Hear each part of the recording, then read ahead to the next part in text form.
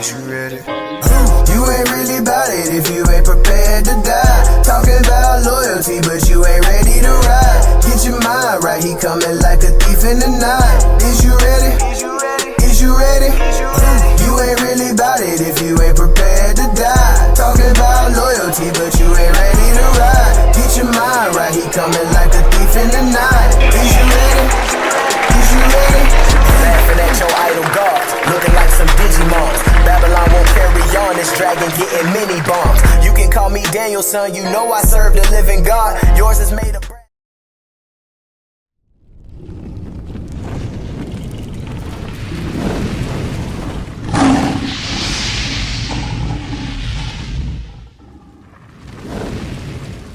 Shalom, brothers. Shalom, sisters. Happy Sabbath. Shalom to the dumb Christians.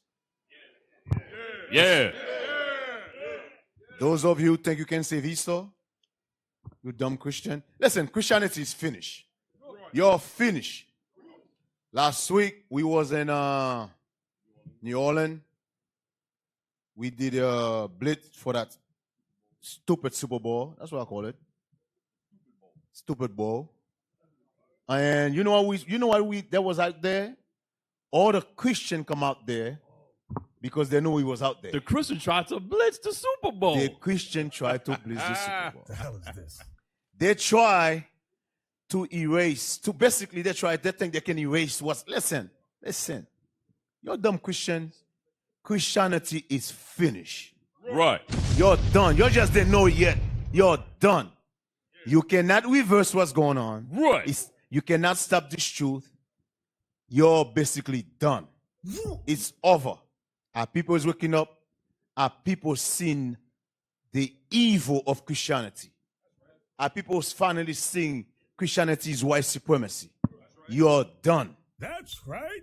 Hey, and you You're saw done. there was nobody in front of them. Nobody came to talk to them. There was no spirit. Yep. Nobody want to hear that monotone garbage from y'all no more. Nope. Y'all over. Y'all are through and through, man. You're done. It is what it is. The lies is over. And it's about time. Oh, hell yeah. It's past time. Yep. Yeah. The lies is over. Now, we got a lot to cover today. Let's jump right to it. Put back the ideology of democracy. Now, give me the definition of ideology. Ideology, a system of ideas and ideals. A system of ideas. A system, I want you, as we go into this class, keep in mind, ideology is a system of ideas. A system of ideas, go ahead. A system of ideas and ideals, especially one which forms the basis of economics or political theory and policy. Or political theory and policies. Give me the definition of democracy. Democracy is an illusion, brothers. Give me the definition. Read. Democracy, a system of government. A system of government, so is an idea. Ideology is an idea. Democracy is a system of government. An idea of system of government. Read. By the whole population or all the eligible members of a state, typically through elected representatives. That's a lie. We all know that's a lie. That's not true. Don't believe that. That's a lie.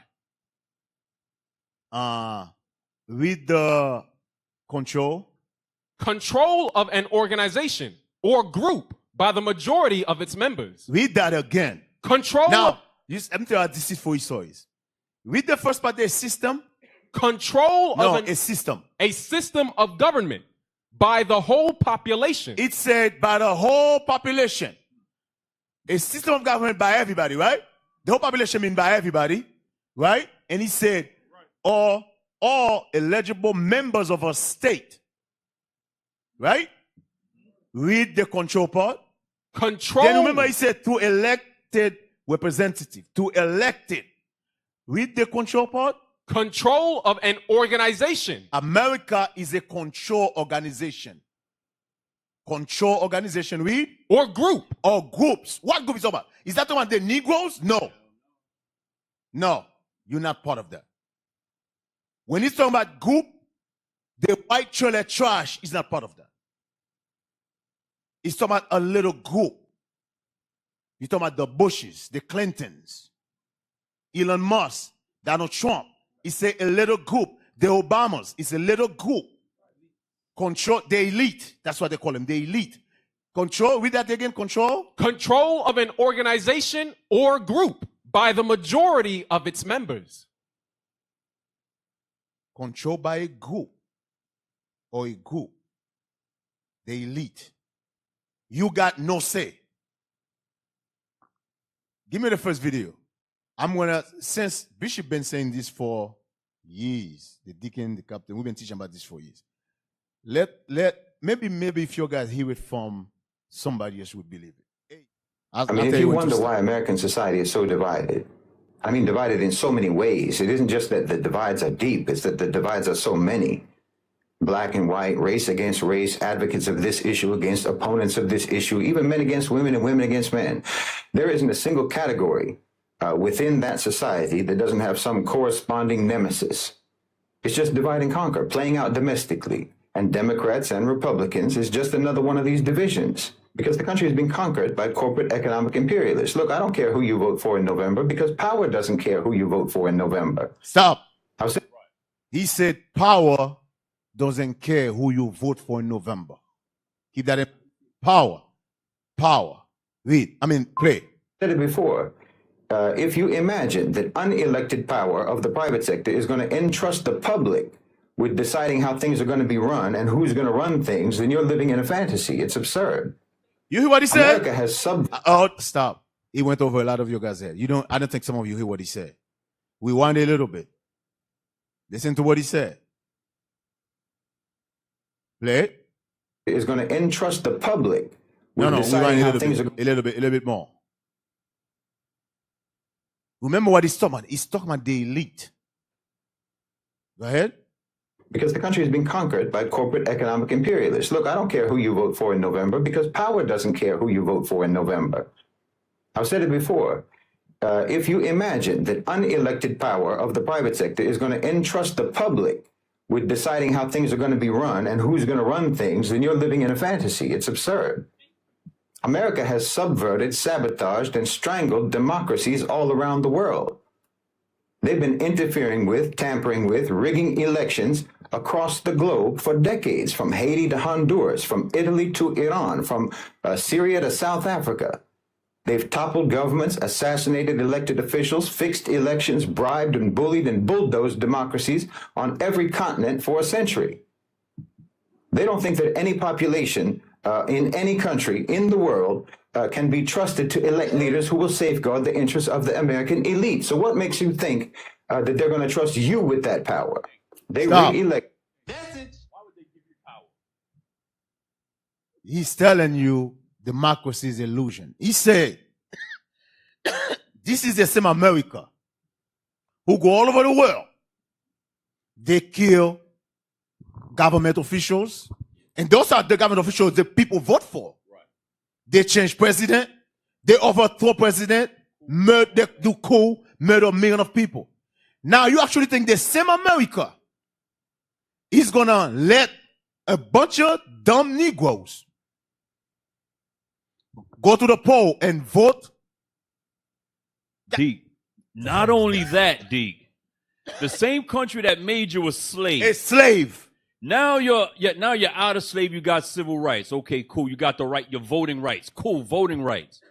But now, how is it possible that the most powerful country on the planet Earth is going to entrust the people that they made slaves and benefited from for 400 years?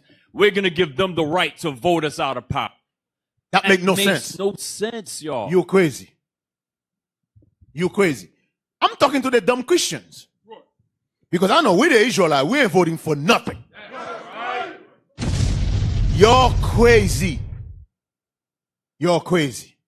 Go ahead. Finish. Go ahead. Put it up.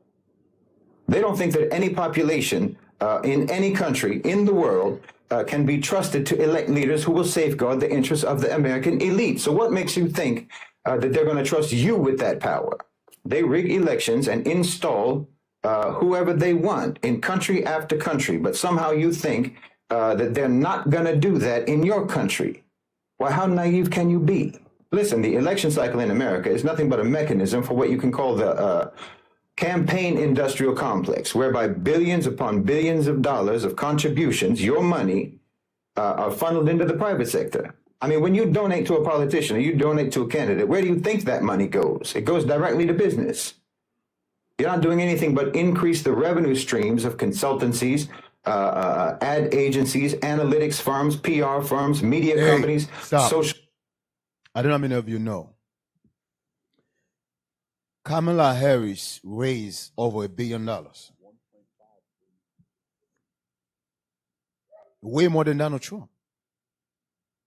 Now you got to ask yourself, why she didn't win? If it's, think about it.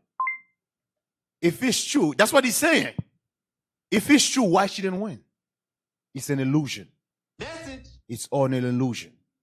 They make you think you got power, but you do not have no power. I make you think you got power. Yeah, I'll let you go in the boots. You close the little curtain behind you. You thinking you're doing something. You think you're part of the system. The same system who enslave you. The same system who's sticking you today. The same system who got cops on videos, murder, broad daylight, but they found not guilty. But you trust that system. You trust that system. Give me First Maccabees. I'm going to show you, this is democracy in the Bible. First Maccabees 1:41 to 43. That's democracy right there. First Maccabees, chapter 1, verse 41. Let's go. Moreover, King Antiochus wrote to his whole kingdom that all should be one people. That's the same thing America doing. But are we really same people? Is it really true? Read. And everyone should leave his laws. So all the heathen agreed according to the commandment of the king. Yea, many also of the Israelites consented. Many of who? Many also of the Israelites. The wicked Israelite. Because you got some wicked Israelite today who try to save the white man. Damn. Yep. You got some evil Israelite today. They're going to do anything so the slave master can make it to the kingdom of heaven. They're willing to do anything. Some of our people are ready to sacrifice themselves to get the slave master in the kingdom of heaven. Read. Yea, many also of the Israelites consented to his religion. You know what they're saying? It's the same thing today. Today, our people consented to what? Christianity, Catholicism, Jehovah's Witness, Methodist, Seventh-day Adventist, Protestant, Democrat, Republic. Isn't it the same thing? Same exact thing. Different time, nothing new under the sun, brothers. There's nothing new. It's the same thing. Read. What verse you in? Verse 43, sir. Read. And sacrificed unto idols. And profaned the Sabbath. What happened today? Isn't it the same thing the pastors is doing? Profane the Sabbath. They say you no longer have to keep the law. You don't have to keep the law. Keeping the Sabbath is not important anymore. Oh, Jesus died that you don't have to keep the Sabbath anymore. Isn't it the same thing they're saying? That's what King Antiochus was pushing. It's the same thing today. We don't have to keep the law. The law is done away with. If the law is done away with, guess what? I can be a whoremonger. A woman can be whores running around, killing their babies, abortion. He said, guess what? It's called democracy. That's what democracy brings. Homosexuality, lesbianism, adultery, worshiping idols, all those fall under democracy. You want democracy? That's democracy. That's democracy. There is no democracy with God. You either do what the Bible said or you die. Plain and simple. Do or die. That's the only democracy. That's God democracy. Do or die. You either do it or you're going to die here. And brothers, a lot of our people is going to die here. A lot of our people. Especially our women. Damn. Oh, let me listen. A lot of people is going to die. You finish that? Yes, sir. Now, you can take that video off. Give me the video.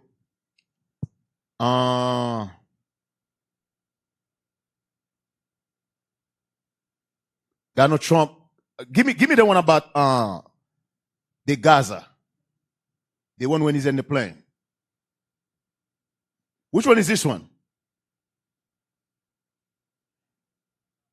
Yep. Play that.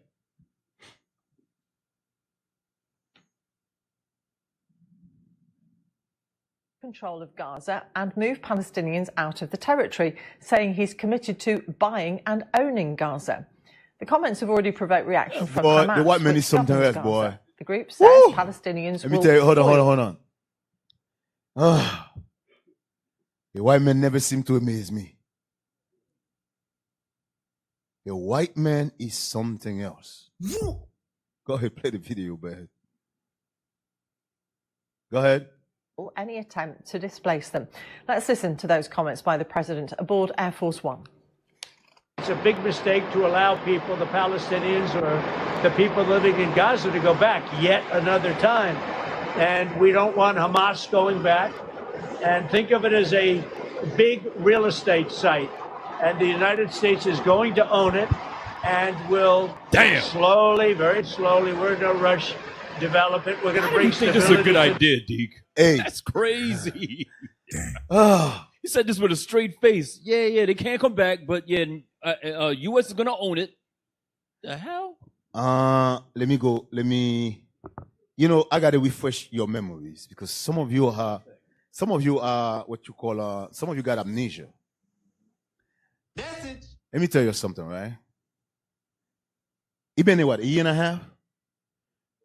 Israel bombed Gaza for a year and a half. Get me some picture of Gaza. You could figure like, damn the it, white man. The white man. I truly believe the white man. I think Satan is the white man's children. I don't think the white man is Satan's children.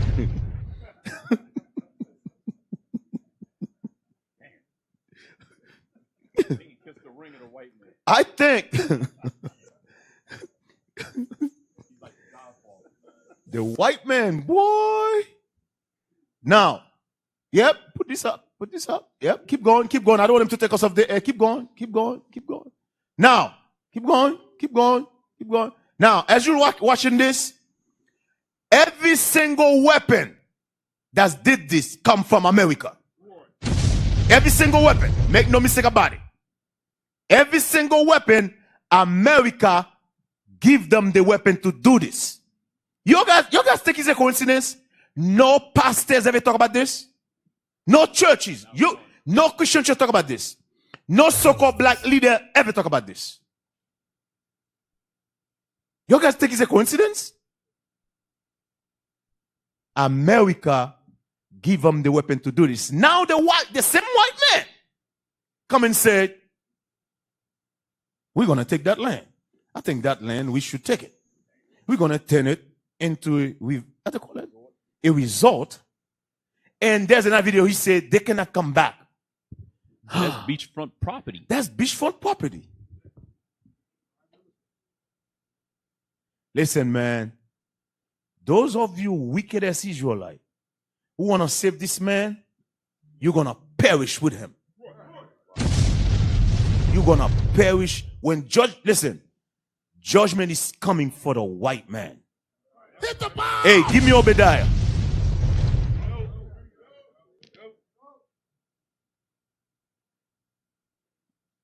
and you guys actually believe they're not going to do the same thing to you, oh, you crazy. You have no idea who this man is. You have no idea who this man is. Donald Trump sit there, he pretend he act like, I don't know what happened. Oh, the building fall. What happened? Oh, we can rebuild it.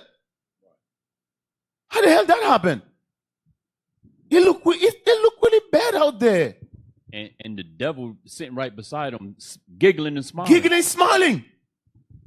You can't make this the white man, boy. The father of the devil. Obadiah, verse 1. Let's go. The vision of Obadiah. Thus saith the Lord God concerning Edom. Start at verse 3. Verse 3. The pride of thine heart have deceived thee. Very prideful. Nobody's more prideful than the white man. Woo! Nobody's more prideful than the white man. Read. Thou that dwellest in the clefts of the rock, whose habitation is high, that saith in his heart, who shall bring me down to the ground? You hear what the white man said? Who's going to bring me down to the ground? Who's going to stop me from taking Gaza? Who's going to stop me? For you to say that, you got to have what? You got to have power. You're going to have to have weapon of mass destruction. You have weapon, you can drop it here, wipe a whole society out. Read. Though thou exalt thyself as the eagle. That's America. And though thou set thy nest among the stars. Thence will I bring thee down. God said he's going to bring him down. God, where's the camera? God is going to bring the white man down. Yeah. Oh, you're going down. Listen, it's not going to be us.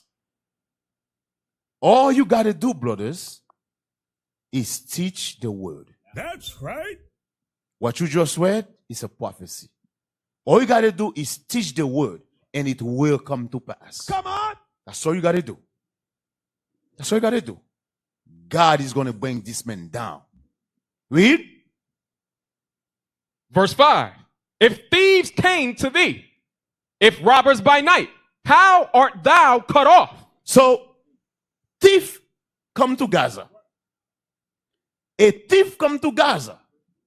He dropped thousands of pounds of bombs. Tons. He killed thousands of people. They're talking about 50,000. I think there's 400,000 people there. Many women and children. And then he said, well, it's a nice piece of property. Let's take it. Beachfront property. Let's take it. As a matter of fact, we're not going to leave nothing. You could build some condos. Hey, read that scripture again. If thief what? If thieves came to thee, if robbers by night, how art thou cut off?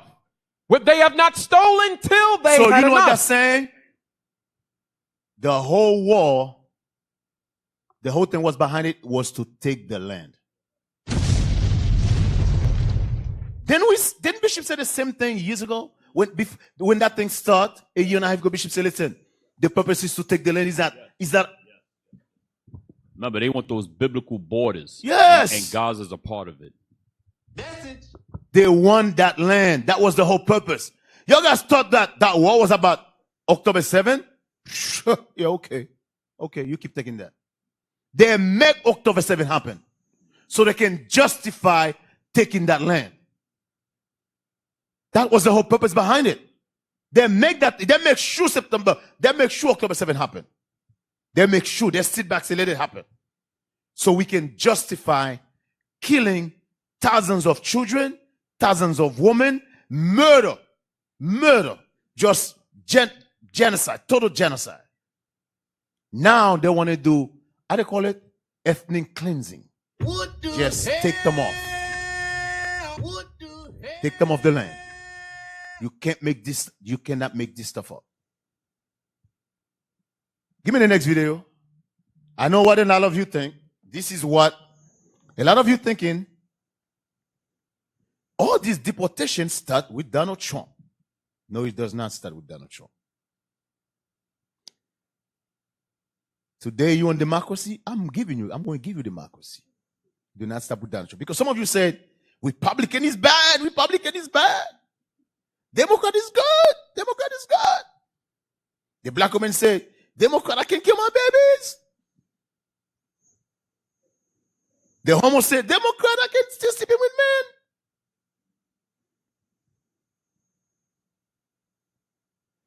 It doesn't matter if he's Republican or Democrat. Same snake, two heads. Same snake, two heads. One way or the other, you're going to get bit. And they're all poisonous. Play this video.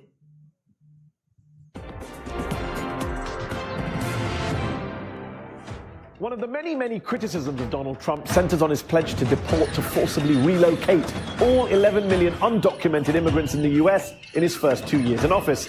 But remember, this is how he defended that odious policy in the second presidential debate. Nobody knows about it. Nobody talks about it. But under Obama, millions of people have been moved out of this country. They've been deported. Now, annoyingly, he's got a point, kind of. The truth is that the Obama administration has deported 2.5 million undocumented immigrants from the United States over 2 terms.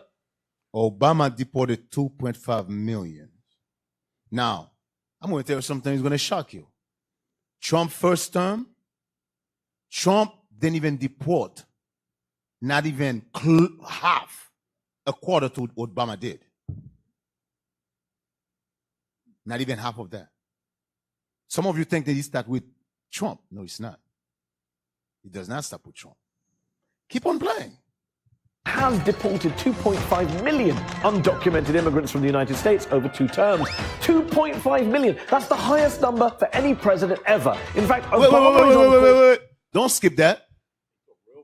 That's the highest number for any president in the history of the United States. The black man. Some of you call him some of you say he was Moses. Yeah, that's the nigger Christian online. Oh yeah. The dumb Christians. Go ahead. Immigrants from the United States over 2 terms. 2.5 million. That's the highest number for any president ever. In fact, Obama is on course to have deported more people in his 8 years in office than all of the presidents of the 20th century combined. Stop. Go back. Whoa. You're not going to skip that. Go back. Go ahead, play. I'm going to tell you when to stop. In fact, Obama is on course to have deported more people. Stop. I want you to look at the numbers. And I want you to look at who the president was. Both of them is Democrat. Clinton deported 870,000. Obama deported 2.5 million. The Democrats deported more people than any presidents. And some of you thought Donald Trump, it started with Donald Trump. It does not start with Donald Trump. Keep in mind, Obama did not build no wall. Clinton did not build no wall. Same snakes, different heads. That's all it is. Don't get fooled. Do not get fooled by politicians. Do not get fooled by tricks. That's what they are, tricks. Do not get fooled. Go ahead. 8 years in office than all of the presidents of the 20th century combined. I guess that explains why his immigration enforcement budget in 2015 was a whopping $18 billion. That's $3 billion more than the budgets of all the other major domestic law enforcement agencies combined. You see that thing? $18 billion more. Now, hey, you want democracy? It's an illusion. It's not a will. Now, from there, as you guys, brothers and sisters know, hey, I got a lot of videos. Some of them I'm going to have to play later.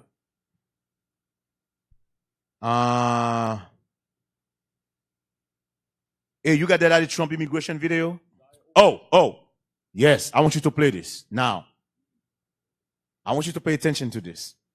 I'm telling you, America we live in a bubble. You guys ever heard the term, the masses are S's? Who ever heard that term? You know what that means? Anybody know what that means? Anybody ever break it down to what that means? Who can tell me what that means? The masses are S's. If you heard that term, you should know what it means. What it means? Hands.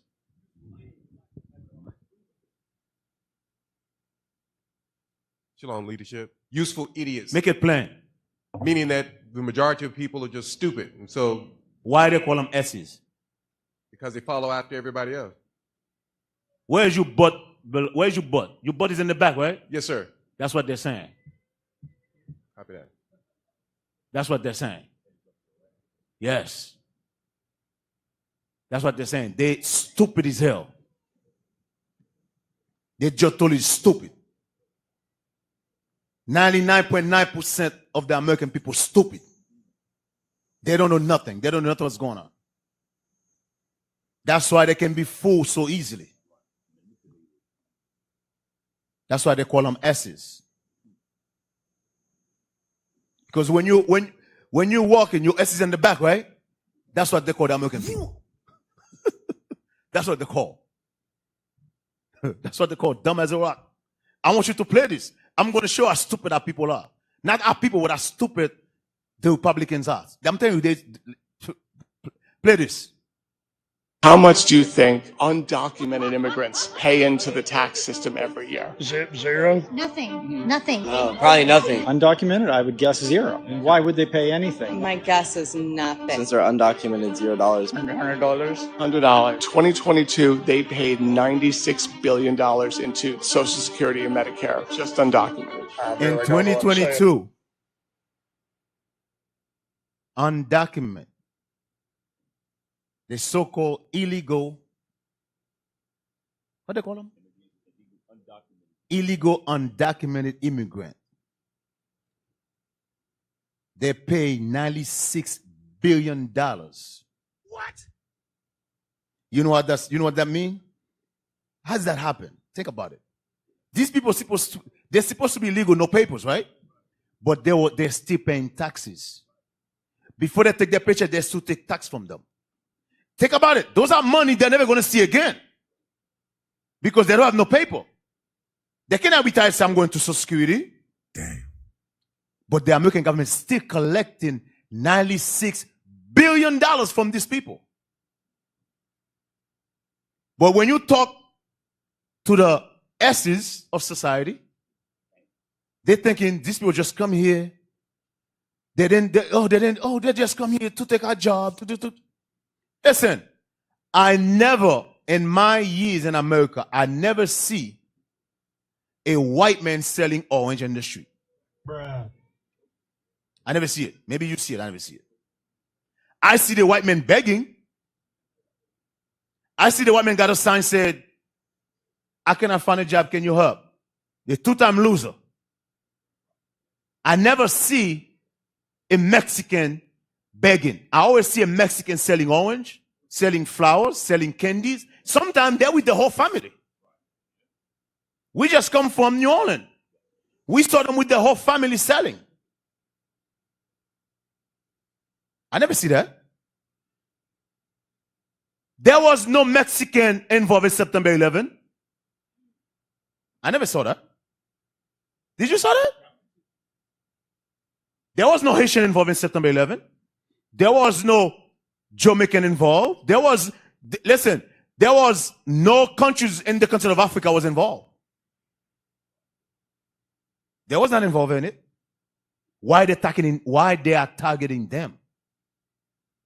You guys see the propaganda behind this? They let tons of Afghanistan come here. Donald Trump didn't say nothing about going to return them back.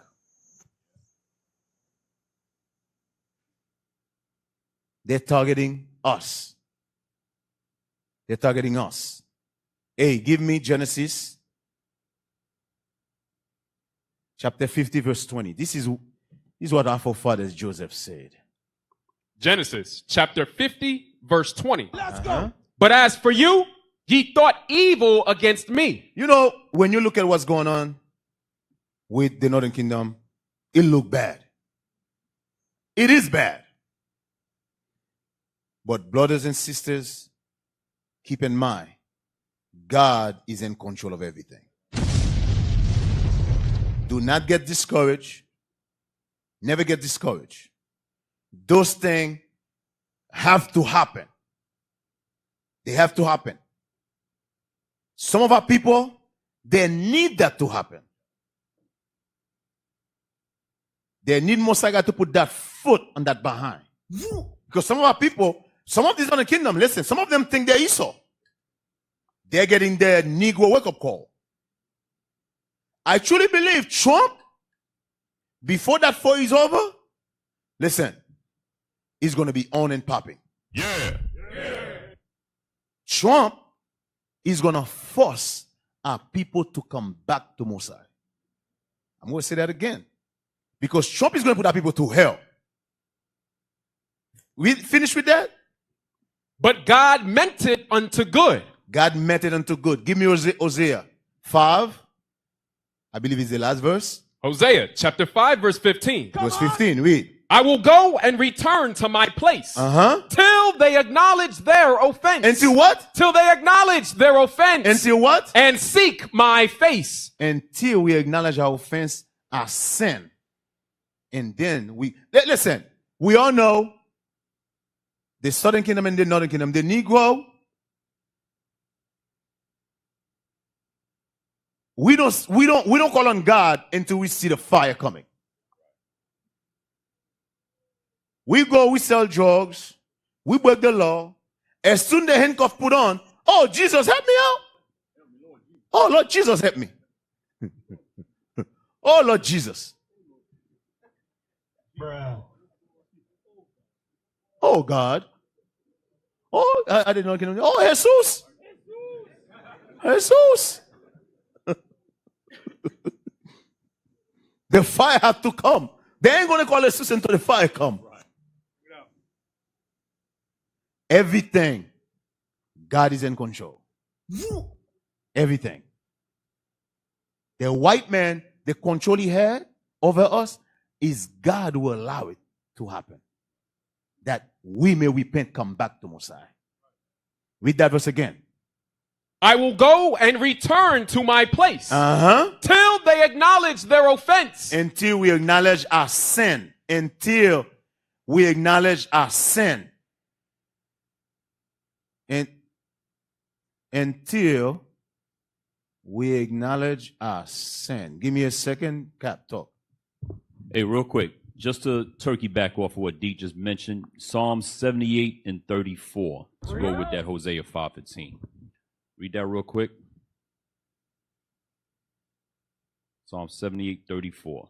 Psalm chapter 78, verse 34. Come on. When he slew them. When he slew them, when he afflicted them. Then they sought him. Then that's when we see God. That's it right there. Northern Kingdom, way too comfortable, way too happy here. You understand? That's what's going to happen. Okay, they got to be afflicted. It is what it is. They got to go through it. You understand? This place, America, makes our people very, very comfortable. And what happens when we're comfortable, y'all? We forget God. We forget God. We put God on the back burner when we're comfortable. So God got to turn the heat up, put you in the frying pan, man. You understand? Read on. And they returned. And they returned. Go ahead. And inquired early after God. Ready, Deke? So now, hey, I just sent you something. You see it? Okay. Bishop, thanks. Bishop sent me this. Remember earlier we was talking about Gaza. Ah, the white man, boy. Woo. Put that article up. Go ahead, read. What is Israel's Ben Gurion Canal plan and why Gaza matters? Why Gaza matter? Remember what Donald Trump said? We're going to take it. They say, we're going to take it. We're going to cherish it. We're going to rebuild it. And then they send Negroes cannot come back there. Oh, yeah. Oh, yeah, you thought the Palestinian was white? No, they're black. They're Negroes. They call them send Negroes. I want to I want to say that word, but you know. Read. 17th of November, 2023. As Israel intensifies its Gaza onslaught, focus turns to the controversial Ben Gurion Canal project, originally proposed in the 1960s. Stop. You see, this is the difference between us and the white man. The white man plan ahead. The Negro do not plan ahead. The white man, that plan been on for since 1960s. What? The white men want to do this since the 60s. Think about it. Think about it. The white men say, you know what? There's a chance. I guarantee you that the guy who come up with this plan, I guarantee you he died already. He been long gone. But he said, you know what? My children's going to carry out. My children's going to carry out my plan. See, why is that the Negro don't think like that? You see, we don't think like that. We only think about tomorrow. We think about, the Super Bowl. The boxing. Listen, man. Put that thing back. Read. Originally proposed in the 1960s as an alternative to the Suez Canal. Let's read the article. As Israel continues its onslaught in the besieged Gaza Strip, talks about a long-discussed economic... This is for those of you who thought it was about October 7. It was never about October 7. It was about this right here. Read. Talks about a long-discussed economic opportunity known as the Ben Gurion Canal Project have surfaced online. Named after Israel's founding father, David Ben Gurion. The project, conceived in the late 1960s, sought to create an alternative route to the Suez Canal, the primary shipping route connecting Europe and Asia. While Israel rejects calls for a ceasefire and its military campaign on Gaza shows no sign of an immediate end, it becomes crucial to delve into This is also why Israel don't want to hear about the two-state solution. By the way, that's probably never going to happen. That's probably never going to happen. That's why they don't want to hear it. All this two-state solution is garbage. This is why also. Go ahead. It becomes crucial to delve into the historical context of the Ben Gurion Canal project, its proposed significance, and the intricate geopolitics surrounding the Suez Canal.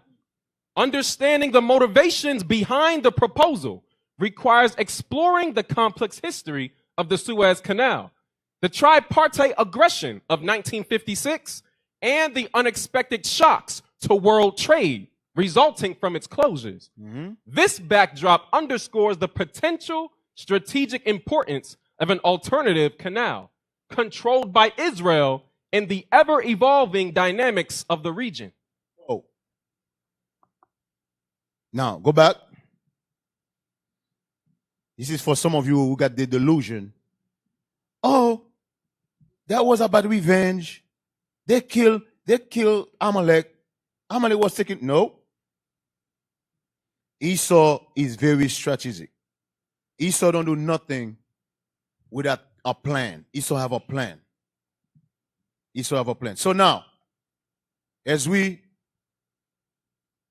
what you see here, brothers, make no mistake about it. This is what Donald Trump said about taking Gaza. What we just read. Thank you, Bishop, about the article we just read. Do not think the Arab world's just going to take it laying down. That's not going to happen. That's not going to happen. Some of them are really said, listen, you kick the Palestinian out, this is war. They're not just going to, go ahead. You can, Donald Trump think he's going to just walk in there and take it. That's going to be bloodshed. Think about it. Think about it. A year and a half, Israel been pounding these people with bomb after bomb a year and a half. Do you know? Do you know? Now there is more Hamas. Think about what they said. They went in there to destroy Hamas. They left. Now there is more Hamas. How the hell is that possible? Now there is more. You know how that possible? You come to my land. You kill my wife. You kill my children. You wipe all my family. What you think I'm going to do? Of course I'm going to join Hamas. That's exactly what happened. Hey, Deacon, if I may say, a lot of the times we watch the mainstream news and we hear Hamas, Hezbollah, and these different groups, and we label them just as America labels them as terrorists. Mm-hmm. But how did these groups start? They started as resistance groups from Amalek and America going into their land and displacing them and occupying the land. So what do? They organized resistance groups. Now, Esau calls them terrorists. But are they really terrorists for trying to defend their land and want their land back? That's not terrorism, y'all. They want these devils out of the land. Hey, put back the article. I think I missed something. Oh, yes, I did miss something. You see where he says spell? Yep. You see it? Go put back the article. Yes. You see where he said, yep. You see that last line? This backdrop. Nope. It says, expel all Palestinians from Gaza. Leaked Israeli report says. It been in the plan to get them out of that land. Since the in the 60s. Hey, go up. I want to see what I'm missing. Hold on. No, go up. No. I mean down. I'm sorry. Keep going. Hold on. Hold on. Read why. No. Go back up. Why did Israel propose the project? Read that. Why did Israel propose the project? The Constantinople Interventional Convention, signed in 1888 by the great European powers of the era, once guaranteed a right of passage via the Suez Canal to all ships during times of war and peace. However, after the Suez Canal was nationalized in 1956 by the Egyptian president Gamal Abdel Nasser, Egypt closed off access to the canal on several occasions following the establishment of Israel in 1948 and the violent displacement of Palestinians, also known as the Nakba. Egypt blocked Israel vessels from accessing the canal from 1948 until 1950, affecting its ability to trade with East Africa and Asia, and hampering its ability to import oil from the Gulf region. Access to the Suez Canal was closed. Now, give me a favor. Type how much money Egypt make from the Suez Canal a year. This is all about money. It's about power and money. Remember, he said Egypt blocked them. I think it's in billions of dollars Egypt made through the Suez Canal. Egypt's Suez Canal Authority made $9.4 billion in revenue during the 2022 to 2023 fiscal year. Now you see why? Now you see why they want to take the Gaza Strip? This is why. They want to stop that money because Egypt collecting that money. Israel do not collect no money from it. Egypt collect that money. So now Israel say, you know what? We're gonna. It's been since in the 60s to do this. That's what 60s and today. What? How many years is that? 60-something years. They've been oppressing these people so they can took their land. And by the way, that's not their land. That's not their land. But you guys understand what I'm saying? Yeah. So they can build that thing. So they can build it. So they can collect that money. It's all about money. You know, listen. Y'all know the white man will sell his mama for money. That's how evil they are. They don't give a damn about it. They sell their mama for $1. Now go back. That's it. Okay, well, this is what I was going to say. So, as your brothers know, hey, give me a favor. Go on Google, type why food cost is getting higher and higher. Why food cost is getting high. Because all this I'm bringing out, they are connected to the allergy, ideology of democracy. Because keep in mind, brothers, all these things have to happen to this thing, to all these events, I believe when it's going to come. Keep it. When this thing, you got to pray for them. You got to pray for them. Is this going to hit us hard? Absolutely. Mosiah is going to make sure we get it hit hard.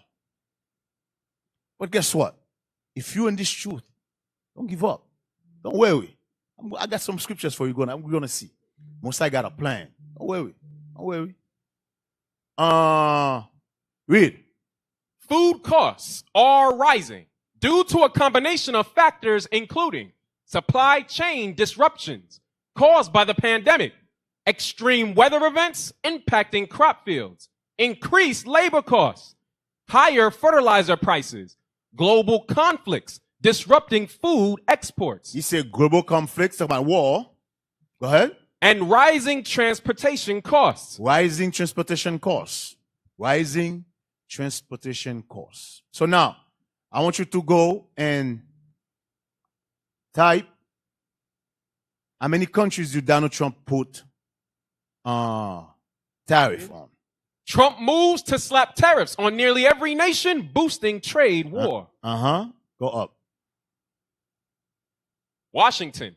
President Donald Trump signed a memorandum on Thursday instructing his administration to pursue reciprocal tariffs against nations that put fees on U.S. exports, escalating a trade war that could lead to higher costs for Americans. The higher costs include higher costs for food. You guys remember, he been, 5 years, Bishop been telling you, stock on food, stock on food, stock on food. You guys remember that? Now, guess what? Hey, how many of you know how tariff work? You guys, any of you know how tariff work? You do? Come explain to us how tariff work. Because I heard dumb Christian, black Negroes on YouTube. He's like, yeah, Trump, go ahead, do it. Go ahead. Shalom, leadership. So one country has a product, and then they export it into various countries. The country that's receiving it, that's the import, but then the higher taxation or the tariff actually makes the prices go up for the people that are purchasing it in that company of receipt. When we send it out, the same thing for the countries that receive it. In order for them Give me an example. You send out a car for, let's say, $10, and then the receipt with the taxation with 15%, it goes up to $10 and change. Then the company... No. Give me an example as trade, like trade. Oh, tariff doing trade. In trade, it could affect food, as you indicated. So Americans create corn, and they send the corn out to countries that have tariffs on them. Then it's higher for the person that produces the corn and also for the people that receive the corn. The people that receive the corn that are purchasing it as individuals, then they're actually paying a larger amount. So it creates an imbalance between the imports and export numbers. I'll give you a better example. Okay. But you're on point. You're not wrong. Let's say I go to China. Let's say I got a car dealership, right? I go to China. I buy 100 cars. I pay China. I pay the company. The company is supposed to ship 100 cars to me, right? When the cars get here on the port, Donald Trump add another 25% to that tariff to those cars, right? Let's say he's the one in China buy the car for him. He already got his money. I'm the one who's going to pay the tariff. Guess what? The same car, if I was planning to sell them for $30,000 a piece, because of that extra tariff, just like he said, now the car go up because the customer charged for the tariff. So now, Donald Trump thinking, that's what a lot of people think, to prevent that, instead of me now going to China now, I'm going to try to find a company in America who's selling the same car. But guess what happened when that happened? Let's say that company now, let's say it's 1,000 people like me who got that same dealership. That company cannot provide car for all of us. Guess what just happened? Inflation, everything goes up. That's how tariff work. Everything goes up. That's how it works. So when Donald Trump said he's going to put tariff on this and this and that, And you see how the country said, oh, well, you're going to put, like Canada did. Canada said, you're going to put 25, I'm going to put 25 too. And when the minute Canada put 25, guess what Canada said? Canada told all his people, start removing American product off the shelves. Yeah, that's why Donald Trump backed down. He says, for example, let's say a man who have a liquor store, they was buying wine from America. Now, he removed the wine. He no longer want to deal with America. Guess what he's going to do now? I'm going to deal with the Chinese company now. The Chinese company don't charge no tariff. China is not charging me no tariff. I'm going to deal with the Chinese company. I'm going to deal with the European company. America's, you understand what I'm saying? Not only that's going to cost job in America, things going to go sky high. That's how it work. So I'm listening to these dumb Negroes who's thinking it's a good thing. It's not a good thing. Eventually, what's going to happen? The economy is going to collapse. Damn. That's what's going to happen. Hey, I'm giving you democracy. I know some of you, oh, you know, Cap. I was talking to Bishop about this. Some of our people, even in Israel, some of our people so believe in Esau democracy. What? They actually believe nothing can happen here. Some of you do not believe nothing this Bible said. Because I know some of you don't believe. Bishop been saying this for over 5 years. Some of you still have no food saved. That's how I know you don't believe. Because you believe in Esau democracy. You thinking they're never going to be short of food here. Au contraire, mon frère, you're mistaken. You are mistaken. Give me Matthew. Matthew chapter 24 and verse 5. This is what Jesus Christ, the Black Messiah, said out of his own mouth. Well, maybe you think Bishop get it. It's Bishop word. Right. Bishop is preparing you for what Christ said. That's what Bishop is preparing you for. That's his job. He didn't just come in on his own word and say, hey, save food. No, he's preparing you because he read the prophecies like, you know what? It's going to be, hey, you know what that's saying? It's the same thing that happened during our forefather Joseph in Egypt. Yeah. Same exact thing. Here comes the famine. Same thing happened during the flood. Yeah. Teaching for hundreds of years. Everybody's like, Negro, get out of here. Same thing happened with Moses. Right. Moses, what the hell are you talking about? You talking about Moses? What are you talking about? We're coming back to Egypt. That's how we are. We hard-headed people. Matthew 24, let's read let's start verse 7. Matthew chapter 24, verse 7. Let's go. For nation shall rise against nation, and kingdom against kingdom. Don't we see that going in today? It's only going to get worse. Read. And there shall be famines. There shall be what? There shall be famines. There shall be what? There shall be famines. Hey, brothers, there is two types of famine. There's a famine where there's no food in the land at all. There's another famine. Remember Bishop was telling you 5 years ago, save food? Let's say a bag of rice, back then when Bishop was telling you that, it was $5. Today it's $20. If you cannot afford it, that's famine. It's a famine. You understand that, right? So when Bishop was saying, buy it, put it in your closet, save it. What the hell you think he was saying? Some of you go and you eat the food. Yeah. He wasn't saying buy it, put it there to eat. That's not what he was saying. He was telling you when that happened, when that famine happened, you're going to have some food. When Donald Trump is putting tariff, now you see, that's why I show you about the article about the food costs. He said that can cause by anything, event, war. So guess what? When food costs go, whoop, now it's $20 a bag. But remember, you bought it $5. You have food. That's what he was saying. That's what he was saying. Buying it, get the food is one thing, but afford it is something else. The food might be there, but you cannot afford it. Some of you got a family of 5. Some of you family of 10. Some of you family of 2. How are you going to afford a bag of rice $20? to feed a family of 5. Damn. When 5 years ago, you could have bought 5 bags for the same 20. 4 bags for the same $20. Because you are a rebellious Negro. You're rebellious. You don't believe in the word. You don't believe in the Bible. Some of you do not believe in the Bible. Read. Read. And there shall be famines and pestilences. Disease. And earthquakes. Earthquake. In diverse places. Verse 8. All these are the beginning of sorrows. Read that again and read it slowly for the slow-mind Negro. All these are the famine, war, rumors of war, kingdom was up against kingdom, disease. They are what? Are the beginning of sorrows. At the beginning of sorrow. Hey, give me the definition of sorrow. Give me the definition of sorrow. Sorrow. A feeling of deep distress caused by loss, disappointment, or other misfortune. Now, give me the price of eggs. Give me the price of eggs.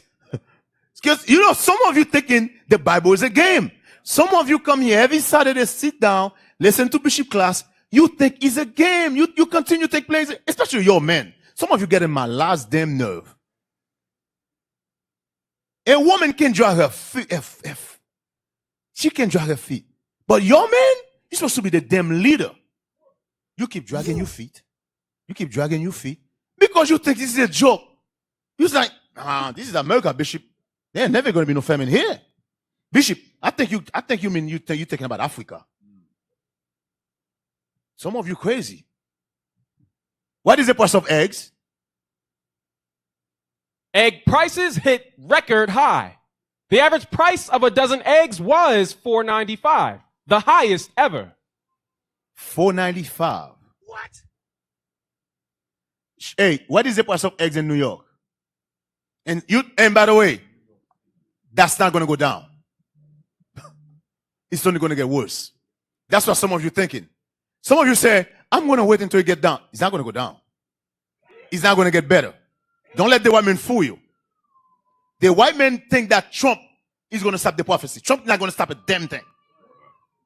Trump's not going to stop. Trump is going to make it worse. He's not going to stop nothing. What you got? $5.49 in New York. Hey, Deacon, I've seen on the news in New York, some this one say hit $8.23. Yes, that's what I was about to say. Some places hit $8, $9 in New York. $8. Put that one. Just put that one on the screen so we could see, so the people could see we ain't lying. I think I should get me a chicken coop.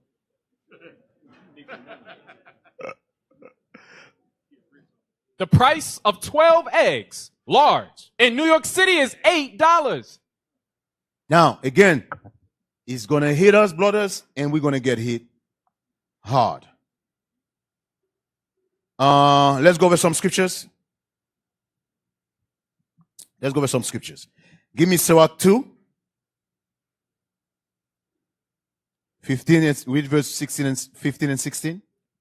Ecclesiasticus chapter 2 verse 15. Come on. So brothers, we're going to get hard, but don't worry. Do not let that shake you. Do not be shaken. It's prophecy. It's prophesied that we're going to get hit. California. No, where is it? Oh, read that. Read that. In California, where shell eggs are required to be sold cage-free, a carton of 2 dozen eggs goes for $13.49 or 74 cents per egg. Hey, I'm going to go over that too later on in the class. By the way, some of you, I'm talking, especially the sister, I'm talking to this side. Some of you been spoiled by America. Some of you been spoiled by this place called Babylon the Great. Some of you never leave America. Some of you never leave Georgia. Some of you never leave New York. Some of you in Brooklyn never go to Manhattan. Don't even know where Manhattan is. This is going to force some of you to find an, how do you say it, alternative, which is you might have to leave America. You might have to go. But me, I don't see it. Because that side love this place. What? No internet? I gotta be on Facebook. No running water? No running water? I don't know. I don't know about that. Okay. We're gonna go over that later on in the class. Verse 15. Let's go. Ecclesiasticus chapter 2, verse 15. They that fear the Lord will not disobey his word. Read that again. They that fear the Lord will not disobey his word. And they that love him. Wait. What did I call? Sirach chapter 2, 15. My bad. I'm in the wrong place. I'm like, what the hell he reading? I'm in the wrong place. I'm sorry. Read.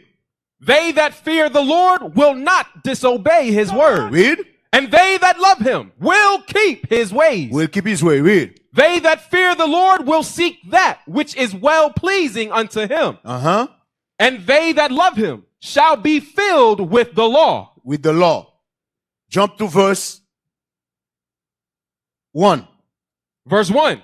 My son, if thou come to serve the Lord, prepare thy soul for temptation. You come to serve the Lord? Who come to serve the Lord? Read. Set thy heart aright. Set your mind right. If you come to serve the Lord, prepare your mind.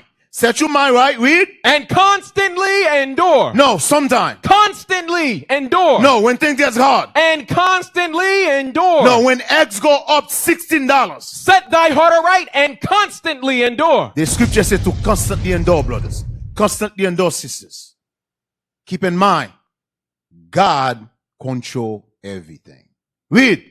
And make not haste in time of trouble. When the time of trouble come in, what is time of trouble? When you're going through it, do not leave the truth. Stay in the truth. That's what he's saying. Sometimes you thinking you're the only one who's going through it. The brother or the sister sitting next to you going through worse. You just don't know because you guys don't talk. Some of you thinking, I cannot pay light bill. Listen. Anybody can give you $50 to pay a light bill. What about that brother, that sister who cannot pay rent? They got kids that about to be in the cold. And you about a light bill? Some of you need to learn how to light a candle. Some of you really need to learn how to light a candle.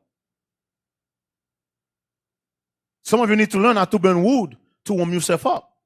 Some of you don't even know how to burn wood.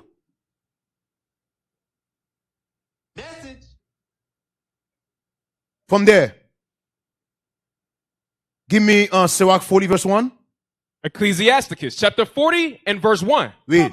Great travail is created for every man. Read that again. Great travail is created for every man. Hard.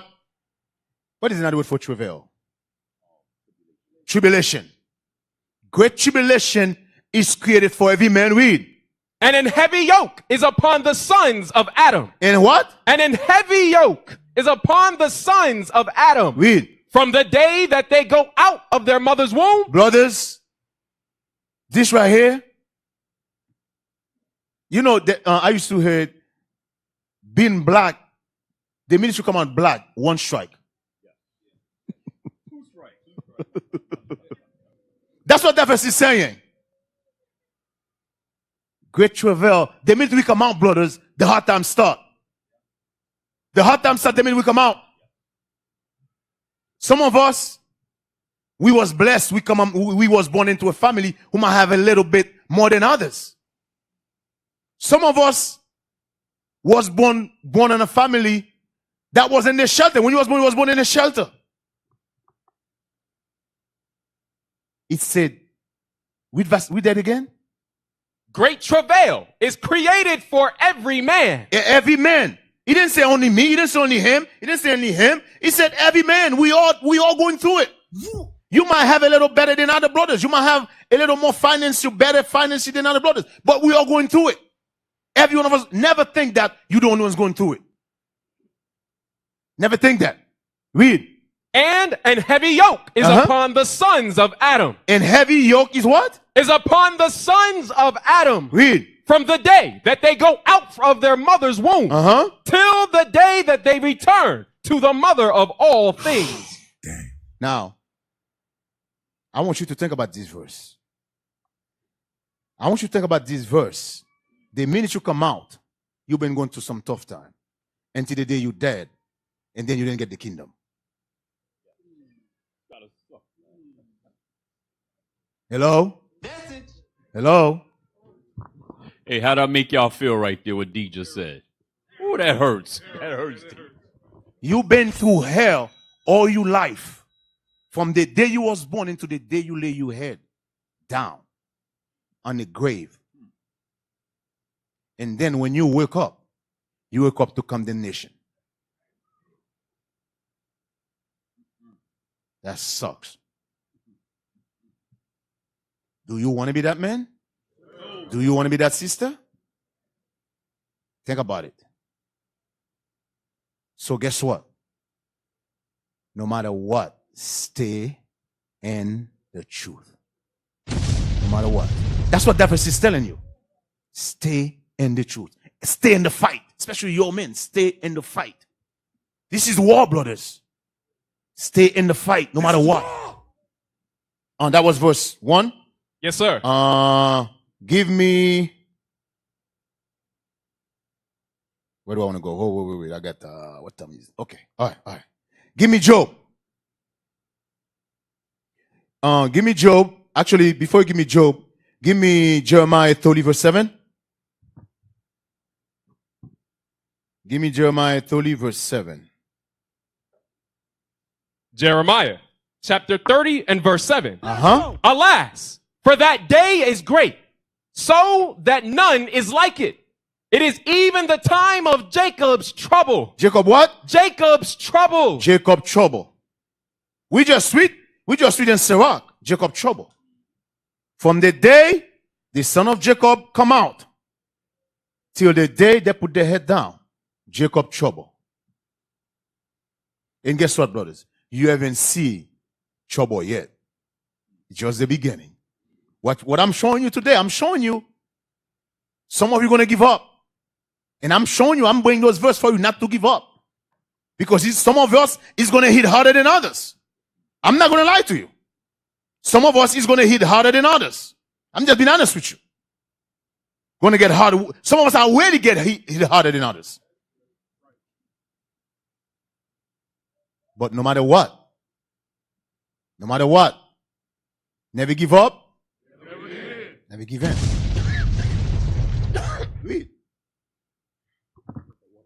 It is even the time of Jacob's trouble, but he shall be saved out of it. For it shall come to pass in that day, saith the Lord of hosts. No. Read it again. Verse 7. Alas, for that day is great, so that none is like it. It is even the time of Jacob's trouble. It be in the time of Jacob's trouble. But he shall be saved. He shall be what? He shall be saved. He shall be what? He shall be saved. He shall be saved. Go ahead. Out of it. Out of it.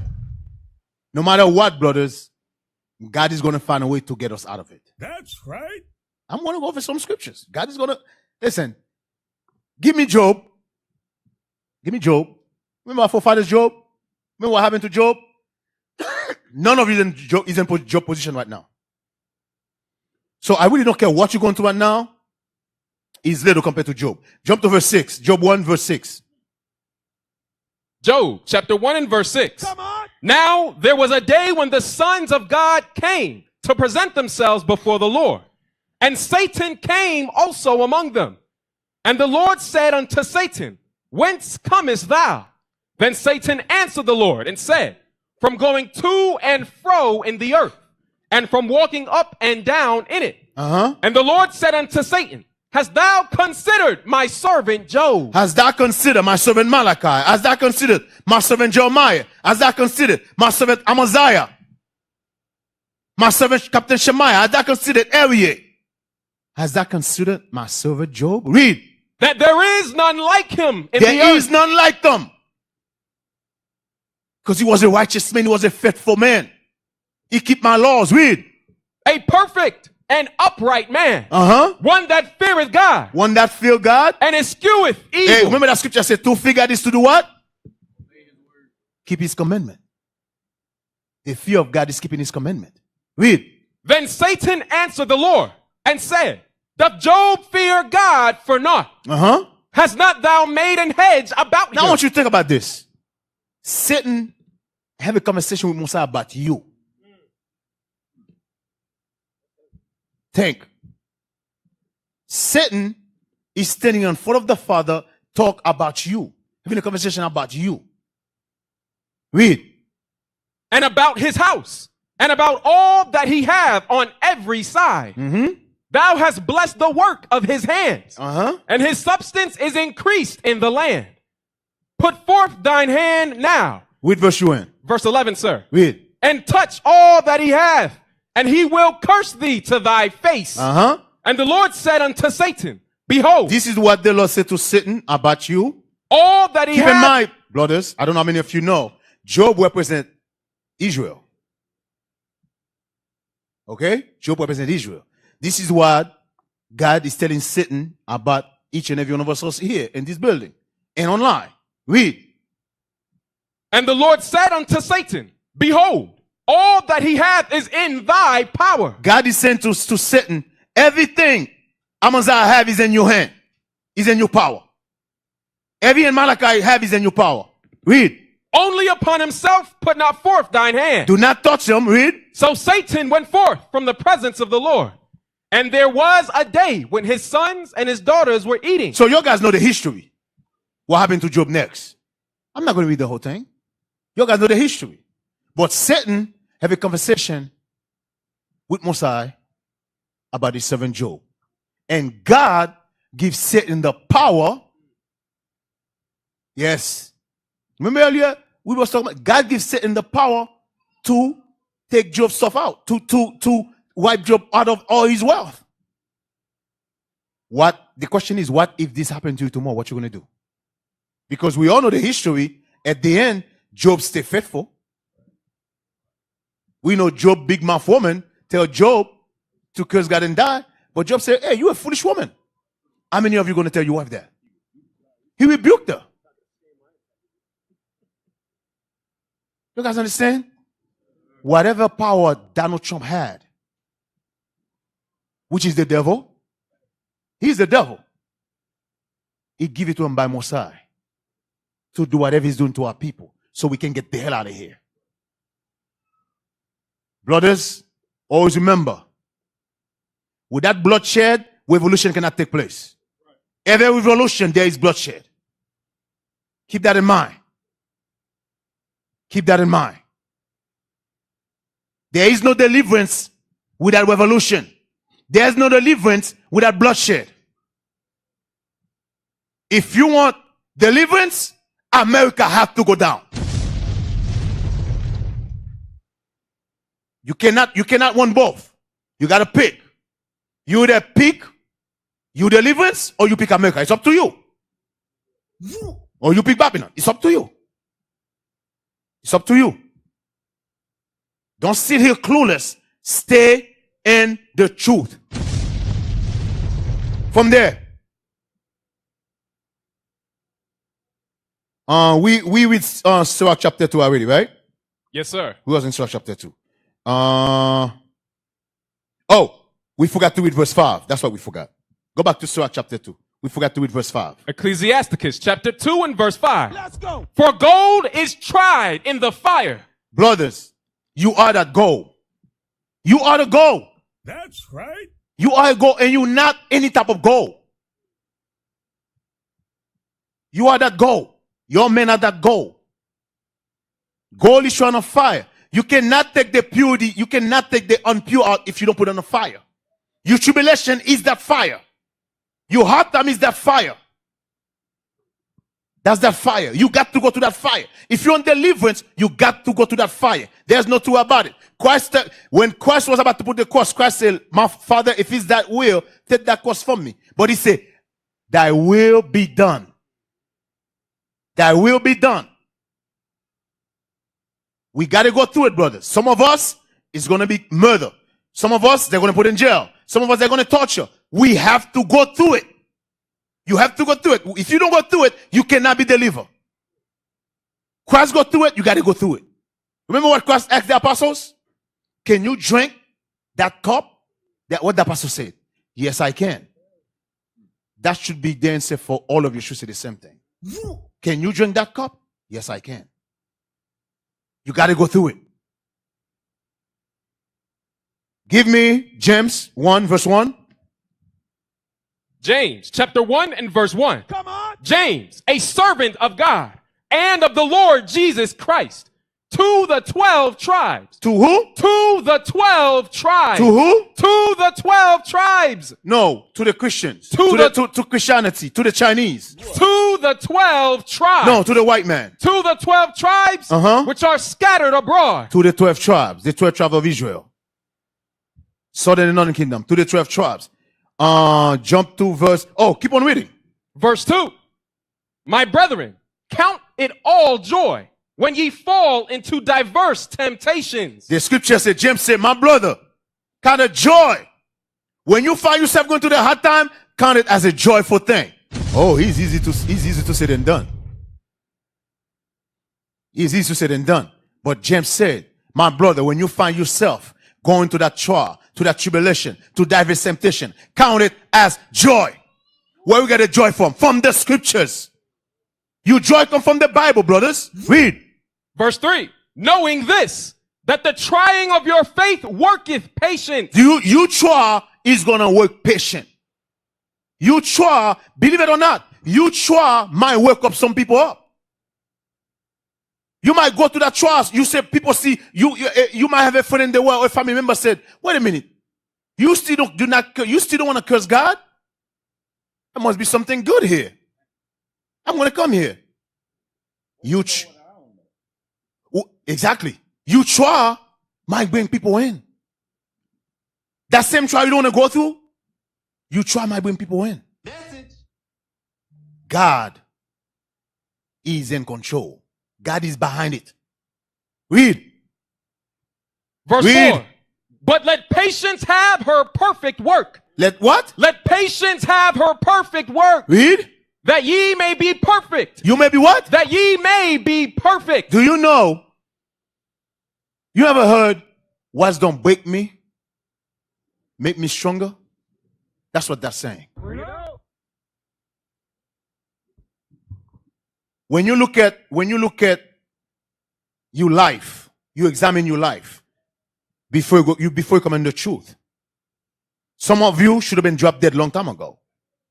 Why are you still alive? Some of you become the man you become today because of what you go through. You cannot become if you want to be, how should I put it? You have to go to things to become stronger, to become a real man. Judah got this thing where I was talking to Bishop about that. We always laughing about this. Where, in the islands, like when you look at Levi and Benjamin in the island, the parents never kick their kids out. But Judah make you become a man. That's how I'm going to put it. Judah push you to become a man. Because some of our people are still in that kid mentality. Judah, you're not going to sit around in Judah house eating all the food. You got to go. Go get a job. You got to go. It sounds terrible, but it is what it is. They push you because some of you have to go through to become a man, or else you're going to stay in that kid mentality. Some of you still in that kid mentality right now. Some of you are still at your mama house. And some of you got the nerve to argue with your mama. You're going to find yourself sleeping in your car. The hell is this? But guess what? maybe sleeping in your car, maybe sleeping in your car is a good thing. Maybe sleeping in your car gonna push you to become a real man, get yourself a damn place. Yeah. Some of you too comfortable. You need to sleep in your car. Especially in that cold weather outside. Oh boy. Oh yeah. That would get you right quick.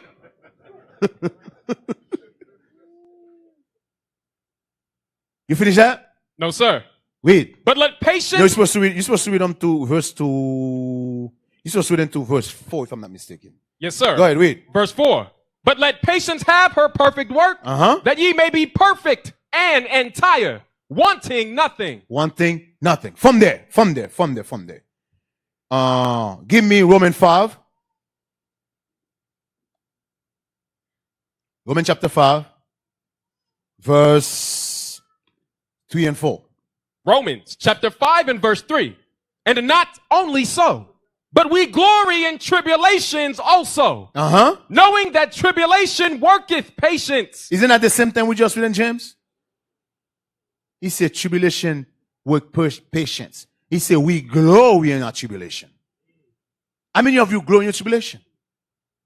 You don't glory in your tribulation. You come in here with a sad face. You come in here, it's new moon. You got your head down. What's wrong? Oh man, they're about to cut my light bill. Man, shut the hell up. It's the Lord new moon. What the hell is wrong with you? What the hell is wrong with you? Did you read verse 4? No, sir. And patience, experience. Experience. And guess what? That also teach you experience. That hard time teach you experience. It teach you experience. I guarantee you, some of you make mistake after mistake after mistake. Some of you never use that mistake as experience not to make it again. This class is to encourage you for what's coming. You want democracy? I'm giving you democracy. To prepare your mind what's coming. It's gonna get harder and harder. But I'm trying to show you when that tribulation come, don't run, do not walk away. And I'm trying to tell you to expect it. Expect the unexpected. That's what I'm trying to show you. Expect it. Expect it. It's coming. From there, give me what time is it? It's 3:30. We got about an hour, right? 1 hour? Okay. From there, 1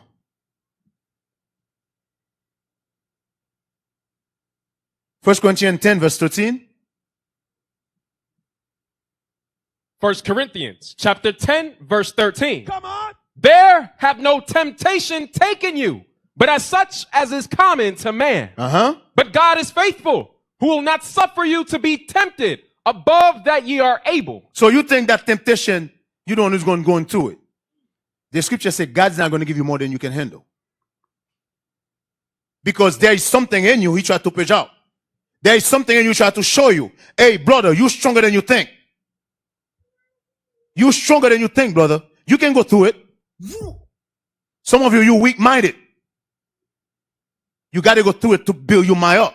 You know, IUIC, we got many different things to build you up. Physically, mentally, spiritually. Some of you don't want to take part of it. In IUIC, we don't just raise a leader. We build you up. Make sure you know the scriptures. Make sure you build yourself up. Because when you go out there, we got to make sure we prepare you to face our people. Because our people is rebellious as hell. And they will chew you up. So we build you up. Read. But will with the temptation. Will the temptation. Also make a way to escape. You hear that? Read that again. He's going to do what? But will with the temptation also make a way to escape. You know, Christ give a parable about how the lily, not the lily, but the bird, the sparrow. The bird don't plant nothing. They don't cultivate nothing. But somehow, he finds food every day. Somehow, Mosai got provide food for that sparrow, for that bird every day. Now, you said you are the son of God. That's what you said. You said you are the daughters of God. You are the daughter of Sarah. Isn't what we guys said? So which one is more important, you or the bird? Which one is more important? The son of God or the bird? The daughters of Sarah or the bird? So if God can provide food for the bird, are you so faithless? You thinking God cannot provide food for you too? This is what the scripture said. And this part I'm about to attack right now, I'm talking to the sisters. This is what the scripture says. For you sisters who giving your husband a hard time, you never got no money. We never got no money. We never go nowhere. You sound crazy. You really sound crazy. Why can't we go on vacation? Because we don't have no money. Do you have money vacation, sister? You're not even working. You want to go vacation? Why don't you go outside, put a chair outside?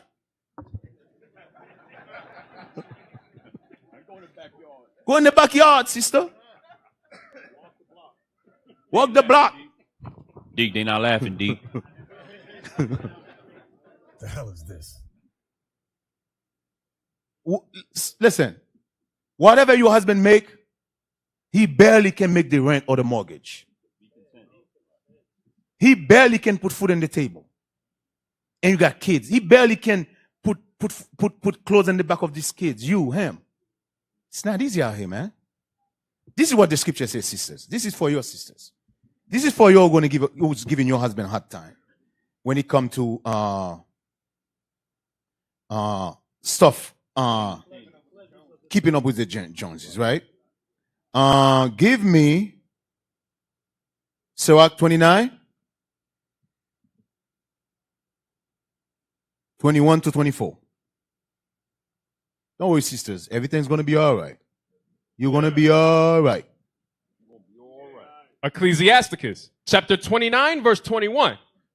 The chief thing for life. Because, sisters, I'm trying to do it now. I'm preparing your mind.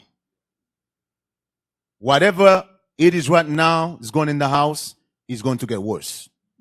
It's not going to get better. If you want deliverance, it must get worse. It's going to get worse. You cannot stop it. It's going to get worse. So, if you're giving your husband a hard time right now, when the real time come in, you're going to leave. I'm being honest with you. You're going to leave. You're going to walk away. You're going to run. Don't run. Read. The chief thing for life is water and bread and clothing and a house to cover shame. Read that again. The chief thing. Hold on. Read it slowly. I want it to marinate in the sister's head. Those things we are about to read. If your husband provide these things, we should not hear you complaining. Read. The chief thing for life. The chief thing in life. Those are the chief thing in life. This is God talking. God is the one who created us. God is telling us what we need to survive, sister. This is what we need to survive. No matter if you in America, Europe, Canada, Africa, God is showing you what a man or a woman need to survive in this earth. Read. Is water. Water? Water? Where's my bottle of water? Give me a bottle of water, brother. Water? Water. You cannot survive without water. You die without drinking water. Those are the chief things in life. You need water. Guess what? Every day you drink water. Read. And bread. Bread. Bread is talking about food. You eat every day. Some of you overeat. But you eat. But you eat. Every day. Can the blood afford water for the family and food for the family? If then says yes, sister, you need to be quiet. Read. And clothing. Clothing. I'm looking around here. I don't see nobody naked. Everybody's dressing very well. Sister's got that nice head wrap. Their garment look crispy. Their shoes, they got nice shoes on.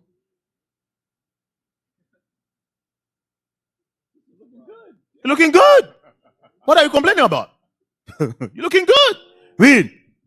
And an house to cover shame. A house to do what? An house to cover shame. So now, on the sister side, I got a question, sisters. How many of you here homeless?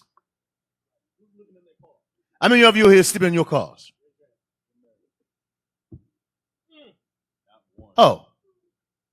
Where's the camera?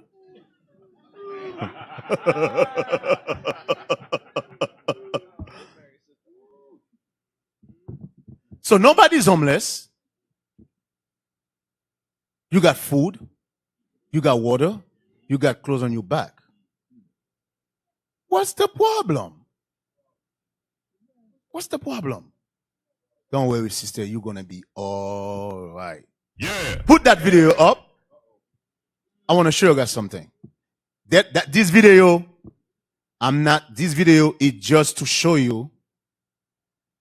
Eventually, sisters, this is what I see coming. It's going to be so hard here, some of us might have to move. Because we're going to search for places where it's a little more cheaper to live. If the husband said, pack your stuff, go, let's go, just start packing. We don't want to hear, why we got to leave? Why I got to do this? Why I got to do that? Did they got Starbucks? Did that? Hey, play this video. This is just to show you. This is a sister. She used to live in America. She ended up moving Namibia. I think she moved into Namibia. I want you to hear what she said. Hey, hold on. Start. I got a time for this. Hold on. Go ahead, play. It's me, Kaylin. Welcome back to my channel. Today I'm going to be talking about how I see America differently after 14 years of living abroad in Namibia. And for those of you who don't know, I am a Black American that first moved to Namibia in 2010. I'm on South Africa Airways, going to Namibia now. So we're in Johannesburg, South Africa. I can see the workers down there and the planes in the distance. I still live here. I'm now married to a Namibian national. We have 2 kids together and 2 dogs, and I am from New York. So the first thing that stands out to me is that I feel like Americans stress a lot over service disruptions. And I am actually still this way, but She said, your guys stress a lot about service disruption. Cell phone, light, internet, power. Some of you will lose your mind. Some of you are going to lose your mind. If you find yourself where that sister is right now, some of you will lose your mind. You've been corrupt. You've been spoiled by Babylon. Oh, by the way, you understand this is a trap. You guys understand this is a trap, right? America is a trap. America is a trap mentally and physically. America is a trap. Listen to the sister. America is a trap. Listen to what she said. Go ahead. So the first thing that stands out to me is that I feel like Americans stress a lot over service disruptions. And I am actually still this way, but I'm just not as bad as I used to be. But whenever there is a natural disaster that impacts electricity, internet, water, I see people on social media panicking, Americans panicking. And this is not obviously about when it really is endangering someone's life, like elderly people or people that are ill and need to be on machines and things like that, because that is obviously a very big, major inconvenience. But just people that they still have their house, they still have their health, but the internet is out, the power is out. And I feel like here, people cope a lot better with those types of disruptions. Do they find it to be an inconvenience? Yes, they do.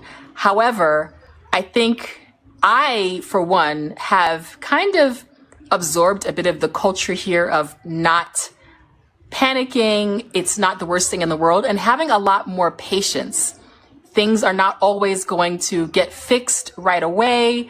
You can survive without electricity unless you need it for medical reasons or something like that, but you can survive. You can use a match and a candle. You can absolutely survive without internet. Life will go on. Hey, stop. She's offending our sisters, Deacon. How many of you sisters own a candle at home? Okay, it's more than I thought. I hope you guys not lying.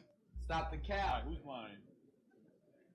She said a candle and a match. Because some of you still believe nothing can happen here. Some of you still believe that. America's going to have internet forever. America light is going to go on forever. You're dreaming. Keep on dreaming. Play. Survive without electricity unless you need it for medical reasons or something like that, but you can survive. You can use a match and a candle.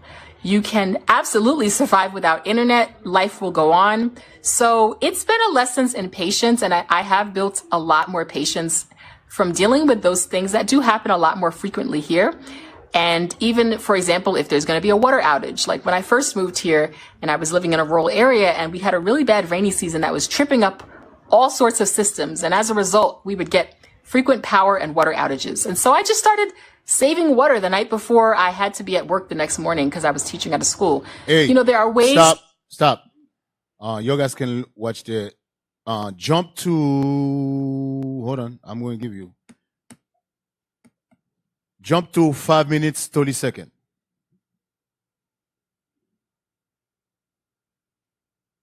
Play. I really see, after living in Namibia for 14 years, whenever I go back home to New York, I see how we as Americans live in a society of overconsumption. That supersized culture, like when you go to a restaurant and the plate is like hugely filled with food, versus here where things are. She's talking about the fat people. Because those African countries, the way you see how they got fast food all over the place here, they don't have that over there like that. You got Burger King, McDonald's, they don't have it over there like that. And people do not eat like the people eat here. That's what she's talking about. Over here, we consume like, America is the biggest consumer in the world. We consume everything. Listen, another thing, this is what I'm saying to the sisters. Some sisters have clothes in the closet they never wear. They never wear. That's how much stuff we consume. Shoes they might wear it one time and sitting right in the box because we see it, we gotta buy it. People over there is not like that. Because why? People over there have to worry about food, about what are they gonna eat tomorrow. They're not like that. The reason I'm playing this is, what if you find yourself in a country like that one day? How are you going to survive? Guess what you got to do? Start building your mind right now. I'm talking to the sisters. Listen, I'm not really worried about brothers. I'm not. I travel with a lot of brothers. I see how brothers act when they go to these countries. I'm really not worried about brothers. Because we don't give a damn. We got a place we can lay our head. We got a Bible we can teach. We're going to push it. We don't care. The sisters, we travel, I see brothers using not even a bathroom. It don't even look like a bathroom. It look like a hole in the floor. Look how many sisters going to use that? I don't see it.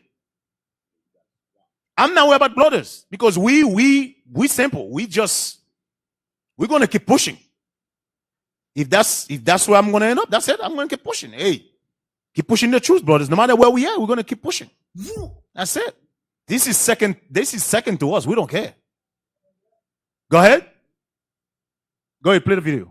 And the plate is like hugely filled with food, versus here where things are served in much smaller portions. The supermarkets here have so much less variety than in American supermarkets. Whenever I go home, I'm super overwhelmed by the massive amount of options that simply exist in the supermarket, it's almost like my eyes have to adjust to all the choices, and it's just overwhelming to make a choice, to make a selection. We are a society of, I think, too many choices, and I don't think it's always necessary. And with that, I think comes also a bit of wastefulness. And by the way, over there they got the natural food. The educational system is something that I will always continually be fascinated by, the differences between there and here. In the U.S., students have a lot of autonomy, a lot of freedom. They can speak their mind. They know they can call the police on their parents if they want to, or on their principal or their teacher. Here, that is not the case. Students are really, really, I think, respectful in a different kind of way because of that. There is also corporal punishment. And let me tell you something. I second that. That's a fact. That's a fact. When you go to these African countries, the kids is different. Very respectful.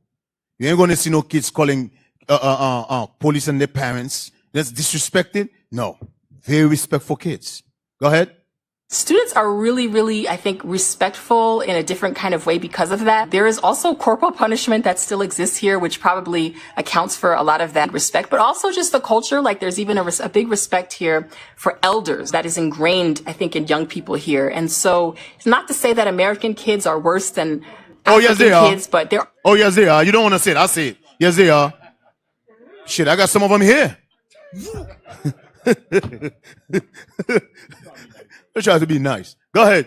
I think in young people here. And so it's not to say that American kids are worse than African kids, but there are some differences there. Here, the kids are like, yes, miss, no, miss, can I help you, miss? You know, it's more so of that. And there is not much of a talking back type of behavior. Although many Namibians that are older, I think they say, like, I've seen some of them say, oh, like kids back in my day, like the kids couldn't get away with this, or, you know, they didn't act like that. And sometimes I want to say, wow, like, to me, they actually are still Namibian because they're still highly well behaved. Stop. All right. That was a good video, right? That was a nice video, right? All right. Everybody's happy? All right. Give me that video about the one that said, let me see that video. Let me see. No, not this one. Keep going. I'm going to show you which one. Keep going. Nope. No. You don't have no more video than that? Oh, damn, I didn't send it? Damn, hold on. Hey, say something. Hey. I got it. I got a question for you sisters. When you sit down to eat, do the majority of y'all still have your phones at the table with y'all? Yeah?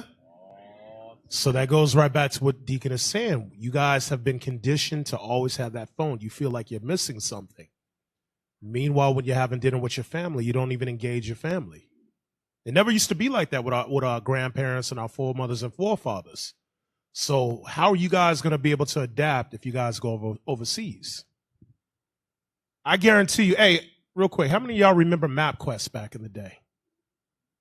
How y'all can literally not miss your exit and you had a damn piece of paper. Now today you have the phone and you still miss the exit. Damn. So y'all got to consider these things, all right? Many of y'all, hey, it's a good thing sometimes to leave your phone at home because if you get dropped off somewhere, y'all ain't going to be able to make it home. Y'all too dependent on Esau's technology, all right? All right. Yeah, keep talking. Hey, I gotta send him this. we also have a mute brother here, Captain Matt. We got Captain Matt Matthew in the house from DC. Hey, sit on. Nobody knows he's even here. He ain't said nothing. Hey, look, I was waiting for my guy time. ain't said a damn thing. Are we on? Can y'all hear me? Yeah, we hear you. Yes, sir. So, like Deacon was bringing out, give me real quick, Isaiah 32 real quick. Because a lot of times you see the disrespect of the black man, and that's been ingrained in us in society. And a lot of sisters that have husbands, the man doesn't really get appreciated because in American society, the black man is lower than well Shiite. Y'all understand? And we have to really break that cycle in our house because when things pop off, you sisters that have a husband, he might not be doing, quote unquote, what the Jones is doing, but you have a husband. So watch this because the affliction going to bring that thing out. They're like, well, you know, we might not have X, Y, and Z, but when that affliction come, Sister's going to say, thank God I got a man of the Lord. Straight up. So read that real quick. Isaiah Matt. 32, and I think it's 2. But Matt. Yes, sir. Sisters, I love how Captain Shemaiah says, sisters want a husband, but they don't want a Lord. Exactly. Yeah. You're right about that. Every year, man. You're going to get attacked every year. Ooh, sisters. All right, go ahead. Read the scripture for Cap. Yep, read that. Isaiah chapter 32 and verse 2. Come on. And a man shall be as an hiding place from the wind. That wind is going into that tribulation that Deacon was bringing out. Things are going to get really rough. Understand? Come on. And a covert from the tempest. As rivers of water and a dry place. So what is it letting you know? That man is going to be able to provide and protect in that day. That husband that's often neglected and disrespected in that day, he's going to be that knight on a horse. Come on. As the shadow of a great rock in a weary land. Come on. And the eyes of them that see shall not be dim. So the sisters that got common sense are going to recognize the value of that man in that day. That he's going to be a real high value man in that day, because sister, you got a husband. Understand that a lot of the strong black independent sister in that day is going to be over with. Understand? Come on. And the ears of them that hear shall hearken. The heart also of Jump down to verse 5 real quick. Watch this. Verse 5.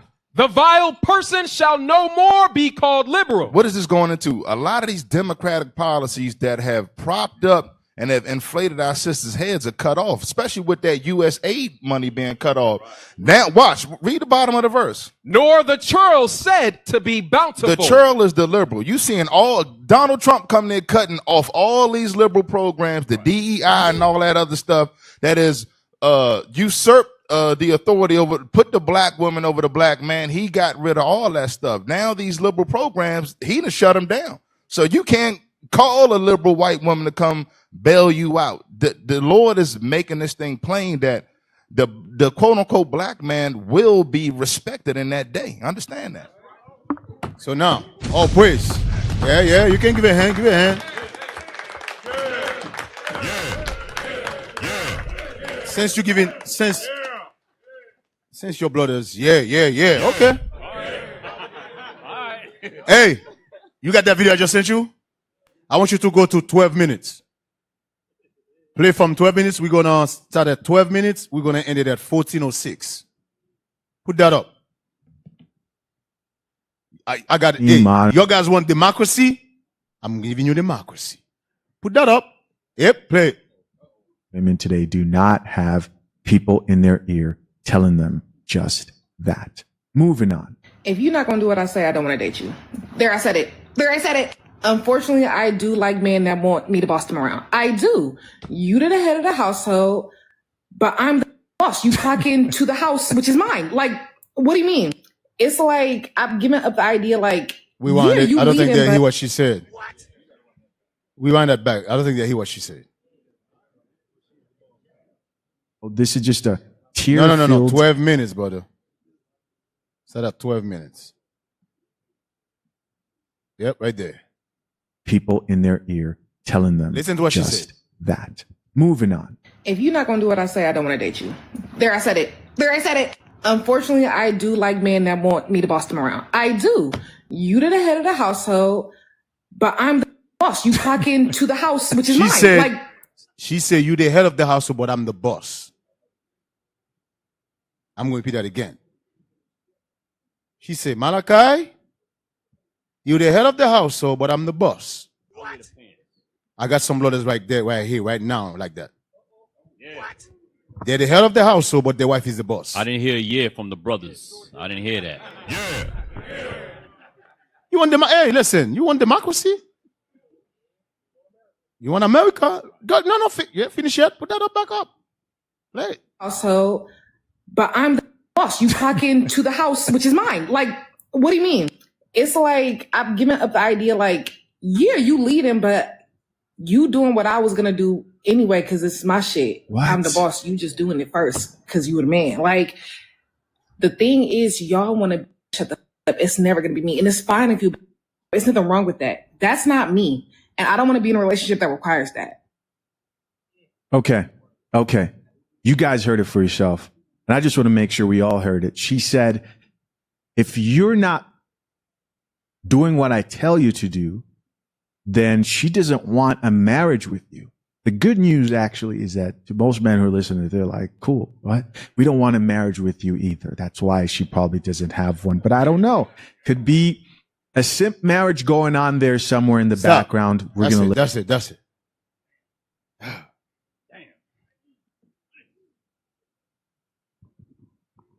This is America. Go ahead, Cap. I was just gonna say that's all Babylon talking right there. That's years of indoctrination. She was raised indoctrinated. She grew up around women and weak men, strong women, lonely. Her mama, grandma, all of that, and weak men. And that's what that produces. Now that produces that thought pattern right there. And you see sisters like that, men just gonna run to her. That mindset, men just gonna run to her. That's what she don't understand. Yeah, she might find simple marry her. She might find simple let her one in her big black mouth. But a real man not gonna marry her. Indeed. Not the men in here. Oh, your guys are righteous. Yeah. Oh yeah. I'm righteous. Yeah, okay. Hey, Deacon. And the man that she wants to rule over, she'll never respect him. She will never respect that man. The real man she don't want because she don't want to submit to that man. That's what this is all about. This is all about the woman. She don't want to submit to that man. That's all it's about. But the man she wants, she knows she could run through him. She could tell him what to do. Go ahead, sit over there, do this, do that. But she will never respect that man. I got a question. Your men do not look on that side of the womb. Do not look. Look right here. Look me. I'm talking to y'all. I had a question. How many of you here married? Keep your hands up. How many of you, if I'm talking about today, if you ask your wife today to move to another country, she will pick up and leave.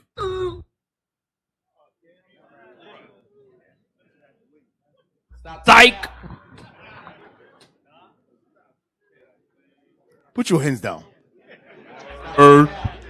Word, she'll leave with y'all. Word. Yeah, all right. They think I'm stupid. They report to something else. They don't know. They report to something else. But sisters, let's talk to us. Let's finish talking to our sisters. Give me Proverb. Give me Proverb 3, verse 5 and 6.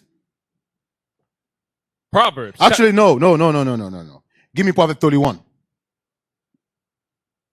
Proverbs chapter 31 and verse 1. Nope, not verse 1. We're going to jump. Proverb 31, let's start at verse 10. Verse 10. Come on. Who can find a virtuous woman? For her price is far above rubies. There is no price. A virtuous woman, talking about a righteous woman, a woman who is to submit to her husband, a woman who do what her husband said, there is no price on that sister. That's a rare sister. Very rare to find. And brothers, if you got to end the truth, keep it. It's very rare to find. This is why I played that video. That big mouth woman. Very rare to find. Jump to verse 13. Verse 13. She seeketh wool and flax and worketh willingly with her hands. Read that again. She seeketh wool and flax and worketh willingly with her hands. She worked willingly with her hand. If your husband going through some tough time, instead of complaining, do you have a solution? Because some women just complain, they have no solution. You have to come. Don't complain without a solution. What is the best solution? If he's doing 2 jobs, he's sticking and make ends meet. The best solution is this: you might want to get a part-time job. That's the best solution. Or you might want to start cut back on certain things. There's always a solution, but some of you sisters, you don't want solution. You just want to complain. When is the last time complain ever fix anything? And God hates a complainer. Have a solution. If you're going to come to me and say, we never have money. Okay, do you have a solution for me for us to have money? Okay, what is your solution? Right now, I'm making $10 an hour. Do you have a solution where I can make 15? Because the last time I looked, sister, you got a master degree. You ain't using it to help me out. So why are you complaining? You got a bachelor degree. You ain't using it to help me out. How about starting by redo my resume for me? How about that? So I can get $15 an hour instead of 10. You're the most educated. Prove it. Yeah, I challenge you. Prove it. That's the word. You're more educated than the black man. Prove it. Complain don't fix nothing. Come with solution. Read. Verse 14. She is like the merchant ships. She bringeth her food from afar. Guess what? A sister that's understand the price of eggs go up. She's going to sit down. She's going to go to her little coupon. She's going to clip a coupon. She's going to search for places that got sales. You give her $100, she's going to stretch that $100. She understand the war. She understand the fight. She understand the struggle. Those are sisters you want in your corner, brothers. Especially for what's coming. You guys understand? Those are sisters you want in your corner. She go far. She's not going to go around the corner. She know the damn thing is, eggs is $10. She's going to go over there and take it. Because she don't want to drive across town 15 minutes away to get it. Then she got the nerve to come out. We never have no money. Sister, all you have to do is drive 15 minutes. You could get the eggs for $3, but you decide to buy it for $10, and you got the nerve to complain? Read. She riseth also while it is yet night, and giveth meat to her household, and a portion to her maiden. Read that again. She riseth also while it is yet night, and giveth meat to her household, and a portion to her maidens. She's not laying around in the bed, eating bonbon. She's not. She's not laying in the bed. And some of your sisters, you got 1 kid, 2 kids. You complain. What about the sister who got 10? What about the sister who got 9, 8, 7? And you complain about 2? 2?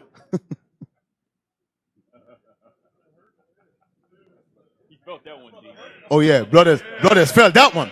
Brothers hurt. My brother's hurting in here. Yeah, but he got his hands up. Okay. Yo, crazy.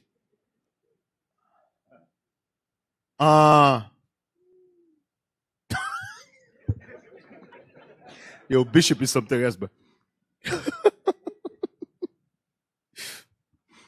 yo, crazy. Hey, send that. Hey, yo, Bishop, man. Where you at? Now I miss my place. Verse 16, where you sir. At? Verse 16. Jump to verse 24. Verse 24. She maketh fine linen, and selleth it, and delivereth girdles unto the merchant. Hey, you know what's so heavy about that verse 24?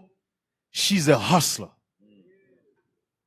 So some sisters, they say, listen, I might be a home wife. I might be the one who's teaching the kid, but I'm going to find something while I'm home to hustle to help my husband. I'm going to make me a little something. I'm going to buy maybe oil, maybe those little burning stick. I'm going to see if I can make an extra $40. When my husband show up, give me that $80 for food, I'm going to say, why don't you give me 60 or 50? I cover the rest. Or some sisters, they hustle. Their husband might give them $100 to go to the grocery store. They find a way to only spend 50.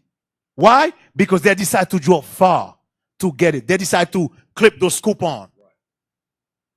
And they save that 50. You know why? She saved it for raining day. She understands the war. She understands the fight. She understands the struggle. But some of them come back, they said the 100 was too little. She said, that's because you went around the corner. Was it expensive? I was the other day I was watching a video, me and my wife.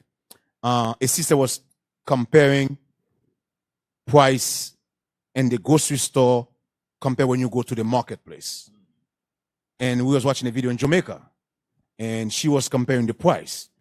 Huge difference. Huge difference. Big difference.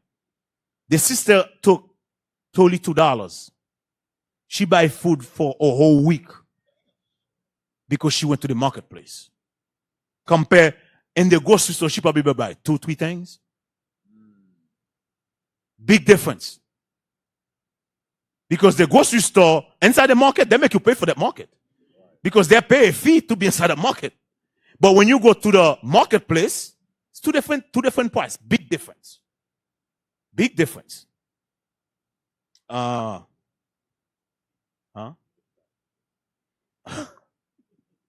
Bishop. Hey, put that video up. Put this one up right quick. We don't have a lot of time left.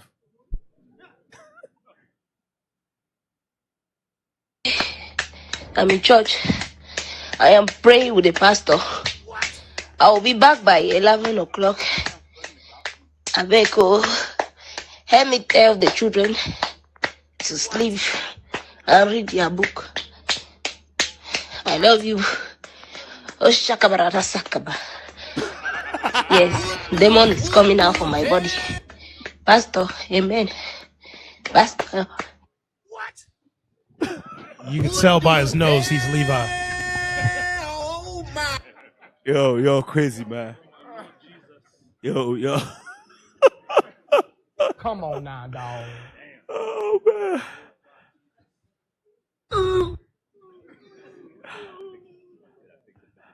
Yeah, hey, read that. Bigger than the Super Bowl. Imagine having to breastfeed while carrying 2 children plus all of your belongings after losing your home and fleeing a war. This is the reality for women in Congo. That's the reality, sisters. I'm showing you how to prepare your mind. I know what some of you say. Oh, Deacon, that can never happen here. Oh, right. Hey, what verse you in? Verse 25, sir. Verse 25. Verse 26. Read verse 26. Verse 26. She openeth her mouth with wisdom. With what? With wisdom. With what? With wisdom. No, she complained. She openeth her mouth with wisdom. She complained with no solution. Go ahead. And in her tongue is the law of kindness. Sisters, never stop being kind. Some of you got nasty spirit, nasty attitude. Never stop being kind, especially to the men who pay the bills. Do not punch the men who pay the bills in the face. Because what's going to happen is you're going to find yourself with no heat.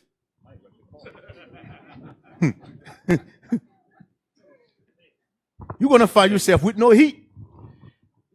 And guess what? Do not call us to fix nothing. We didn't punch him in. You punch your husband in the face. He don't want to pay the bills, and you're going to call us to find your husband. Can you find him for me to pay the bills? No. Hey, listen. You want to be stupid? Be stupid if you want to. Go ahead. Be stupid. Be stupid. You're gonna hurt the hand that feeds you. You're an idiot. Be kind. Be nice. Be nice. Let's talk about faith for a quick second. Let's talk about faith. Give me Romans 10 verse 17. We're going to go quick. We're going to go over the scriptures quick. Let's talk about faith. Because some of you lack of faith. That's why you don't believe. When things get hard, most likely I can take care of you. Some of you lack of faith. So let's talk about faith for quick. Romans 10 verse 17. Romans chapter 10 verse 17. Come on. So then faith cometh by hearing, and hearing by the word of God. But I say, have they not heard? Faith come by hearing, and hearing by the word of God. 1 Corinthians 4 verse 2. 1 Corinthians chapter 4 and verse 2. Let's go. Moreover, it is required in stewards that a man be found faithful. How many of you are stewards? Some of these brothers don't want to put their hands up. What the hell is going on? All of us are steward, brothers. Hey, what is? Give me the definition of a steward, right quick. Maybe that's why you don't know what steward is. What's that? I'm steward? Yes, you are. The definition of steward. What is that? What does steward mean?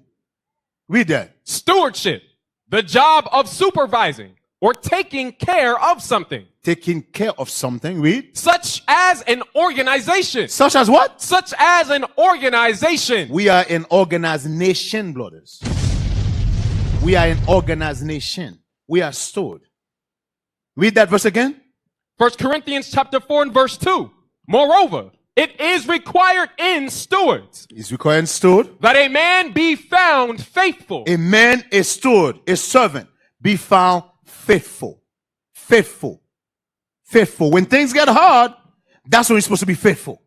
Not run, not leave this truth. She says, when things get hard, that's not when you're cursing your husband. Stay faithful. It's gonna be all right. Stay faithful. 1 Corinthians 13:2. 1 Corinthians chapter 13 and verse 2. Come on. And though I have the gift of prophecy and understand all mysteries and all knowledge, and though I have all faith so that I could remove mountains and have not charity, I am nothing. Read. And though I bestow all my goods. So he said, read that verse again. I'm sorry. Read that verse again. Verse 2. And though I have the gift of prophecy. You have the gift of prophecy. And understand all mystery. You understand all mystery. And all knowledge. And though I have all faith. Even though you have all faith. So that I could remove mountains. You can remove mountain. And have not charity. But you don't have charity. I am. The love, charity of the love of the brotherhood. The scripture said you have nothing. Charity and faith walk hand in hand. You have charity, but you don't have no faith. You have faith, but you have no charity. That makes no sense. Go hand in hand. Give me Psalm 37. Charity. Psalm 37. Psalms. 37 verse 25. Chapter 37 verse 25. I have been young and now am old. Yet have I not seen the righteous forsaken. Nor his seed begging bread. He is ever merciful and lendeth. Read that again. Hold on. There's something I want in that verse. Read it again. I have been young. And now am old. Now I'm in my old age. Yet have I not seen the righteous forsaken. I never see the righteous forsaken. What that mean? I never see the righteous cannot eat. I never see the righteous go hungry. I never see the righteous go homeless. I never see the righteous walking naked. I never see it. Why? Most of God always put other brothers, other sisters to help out. Most of God always put it out to help out. There's always going to be somebody to help you out. You remember earlier we were talking about the bird? Compare the bird to the Son of God. Compare the bird to the daughter of Sarah. You say who's more important again? The Son of God, right? If you serve the Son of God, you have to have faith. The same Most High God find a way to feed the bird. Most High God going to feed you. So when things get harder, don't worry. Some of you are going to die by depression. Damn. It's serious. Some are going to die by depression because depression, you depress. And yes, depression is lack of faith. Bishop said, how did Bishop say it? Bishop said, there's two kinds of fear our people have in this truth. The fear of failure and the fear of success. That's a heavy quote. The fear of failure, the fear of success. Some of you, I'm going to do success. Some of you have the fear of success because you know success brings more responsibility. That's why some of you are afraid of success. This is also, some of you are afraid of failure. This is, why some of you have the mean to travel to the work, but you don't. Some of you have the mean right now to move to another country where you can push the work, you can do the work. But you're afraid. You're afraid. The fear jump on you, you're afraid. You're afraid of failure. Some of you are afraid of success. Because you understand, you're afraid if I move to that country, I'm successful. Yeah. They're going to me to stay on me to take responsibility of this congregation. I have to be a man. Become a man is a good thing, brothers. Become a responsible man. Become a leader. All of you are leaders. You just don't know it yet. But we're trying to bring that leader out of you. All of you have greatness on you. Greatness in you. Most likely have to pull out that greatness out of you. All of us are great. We've always been a great people. Over years, you forgot who you are. You forgot that greatness. But what verse we just read? Psalms 37:25, sir. Last verse before we close. Let's go to Psalm 146. Start at verse 1 and read down. Let me get it first. This is a prayer, by the way. Read. Psalms chapter 146 and verse 1. Come on. Praise ye the Lord. Praise the Lord, O my soul. While I live, will I praise the Lord. I will sing praises unto my God while I have any being. How many of you pray in the morning? How many of you pray noon? Sisters, you gotta get sisters. You gotta. Bishop already said pray 3 times: morning, noons, night. Read. But not. Verse 3. Hold on, Cap. How many of you brothers pray with your wives? And in your prayer, y'all pray one for another. How many of you, wait a minute. How many of you married again? So majority of you do not pray with your wives. Damn. Wow. That means they don't fast together either. Damn, brothers. Damn. Brothers, you gotta step up the game, brothers. Again, this class is to encourage you for what's coming. That's what this class is about. I know I show some video have nothing to do with the class. I know some of you saw it now. This video has nothing to do with the class. Oh yeah, that's what you're thinking. I'm preparing your mind. Prepare your mind. Prepare your mind for what's coming. It's coming. And there's nothing none of us can do to stop it. It's coming.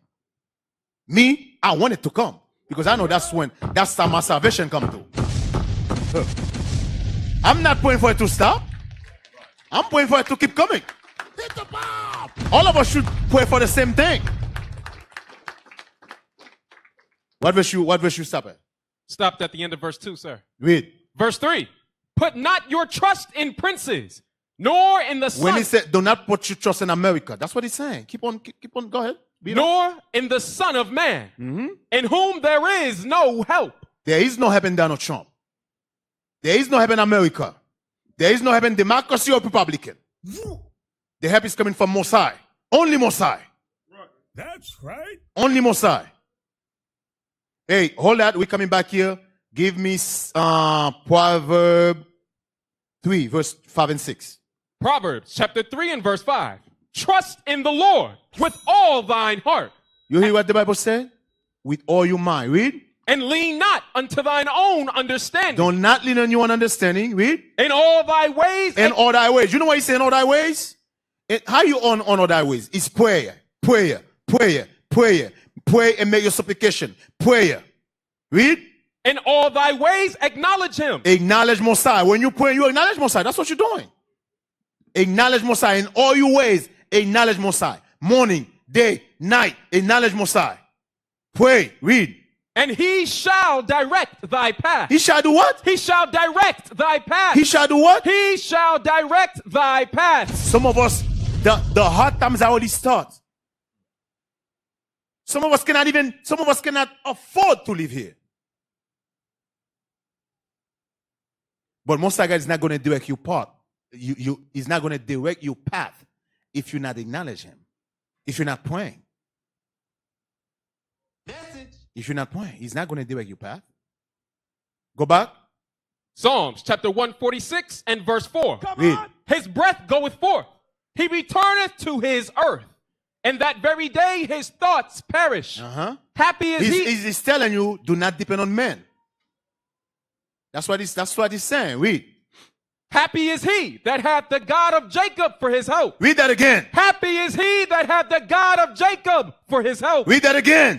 Happy is he that hath the God of Jacob for his help. Read. Whose hope is in the Lord his God. I hope he's in the Lord, brothers. I hope he's in the Lord. I hope supposed to be in no man, but in the Lord. Read. Which made heaven and earth, the sea, and all that therein is, which keepeth truth forever, which executeth judgment for the oppressed. He execute what? He executeth judgment for the oppressed. We are the oppressed. We are the oppressed. God is going to bring judgment in this place because of us. For all the evil, the wicked that continue to do to us even today. We are the oppressed, brothers. God is going to bring vengeance. The question is, do you believe that? Do you believe that? If you believe that, the question is, sisters, do you believe that? If you believe that, why are you complaining? It's not even, listen, the hard time, the tribulation, the sorrow is not even here yet. You are only complaining. What you going to do when it's getting harder and harder and harder? Read. Which giveth food to the hungry. God do what? Which giveth food to the hungry. He do what? Giveth food to the hungry. No, Donald Trump give food to the hungry. Giveth food to the hungry. America give food to the hungry. Which giveth food to the hungry. I don't know how many of you watch the news. You know Donald Trump start cutting our welfare. They start cutting Section 8. You got 2 years to get on your feet. So what God is telling you? God is telling you, do not depend on this man. This man cannot feed you. This man is, whatever he provides is temporarily. If you want long-term food, you got to seek Messiah. You want long-term blessing? That's what you say right here is the Bible. That's right. You got to seek Messiah. That's where your long-term blessing coming from. That's where your salvation coming from. Have faith on Messiah. That when it gets harder and harder here, don't worry. He's going to find a way to feed you. He's going to find a way to feed your family. You got to believe that. Because if you don't believe that, you're gonna live this truth. Read. The Lord looseth the prisoners. The Lord openeth the eyes of the blind. He opened the eyes of the blind. We are the blind. Read. The Lord raiseth We are the prisoners. Read. The Lord raiseth them that are bowed down. The Lord what? The Lord raiseth them that are bowed down. The Lord loveth the righteous. The Lord loveth the righteous. Read. The Lord preserveth the strangers. He relieveth the fatherless and widow. But the way of the wicked he turneth upside down. But the Lord turned the wicked upside down. The Lord destroying the wicked. Read. The Lord shall reign forever. Even thy God, O Zion, unto all generations. Unto what? Unto all generations. Praise ye the Lord. Praise ye the Lord. We are the army of the living God. The army of the living God. We are the army of the living God. The army of the living God.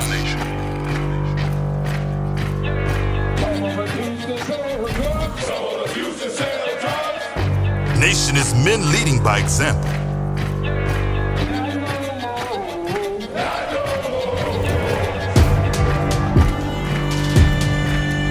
Nation is family.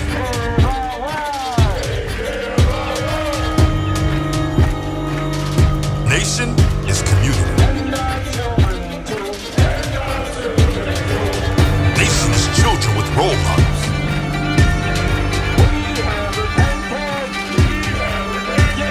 Nation is unity.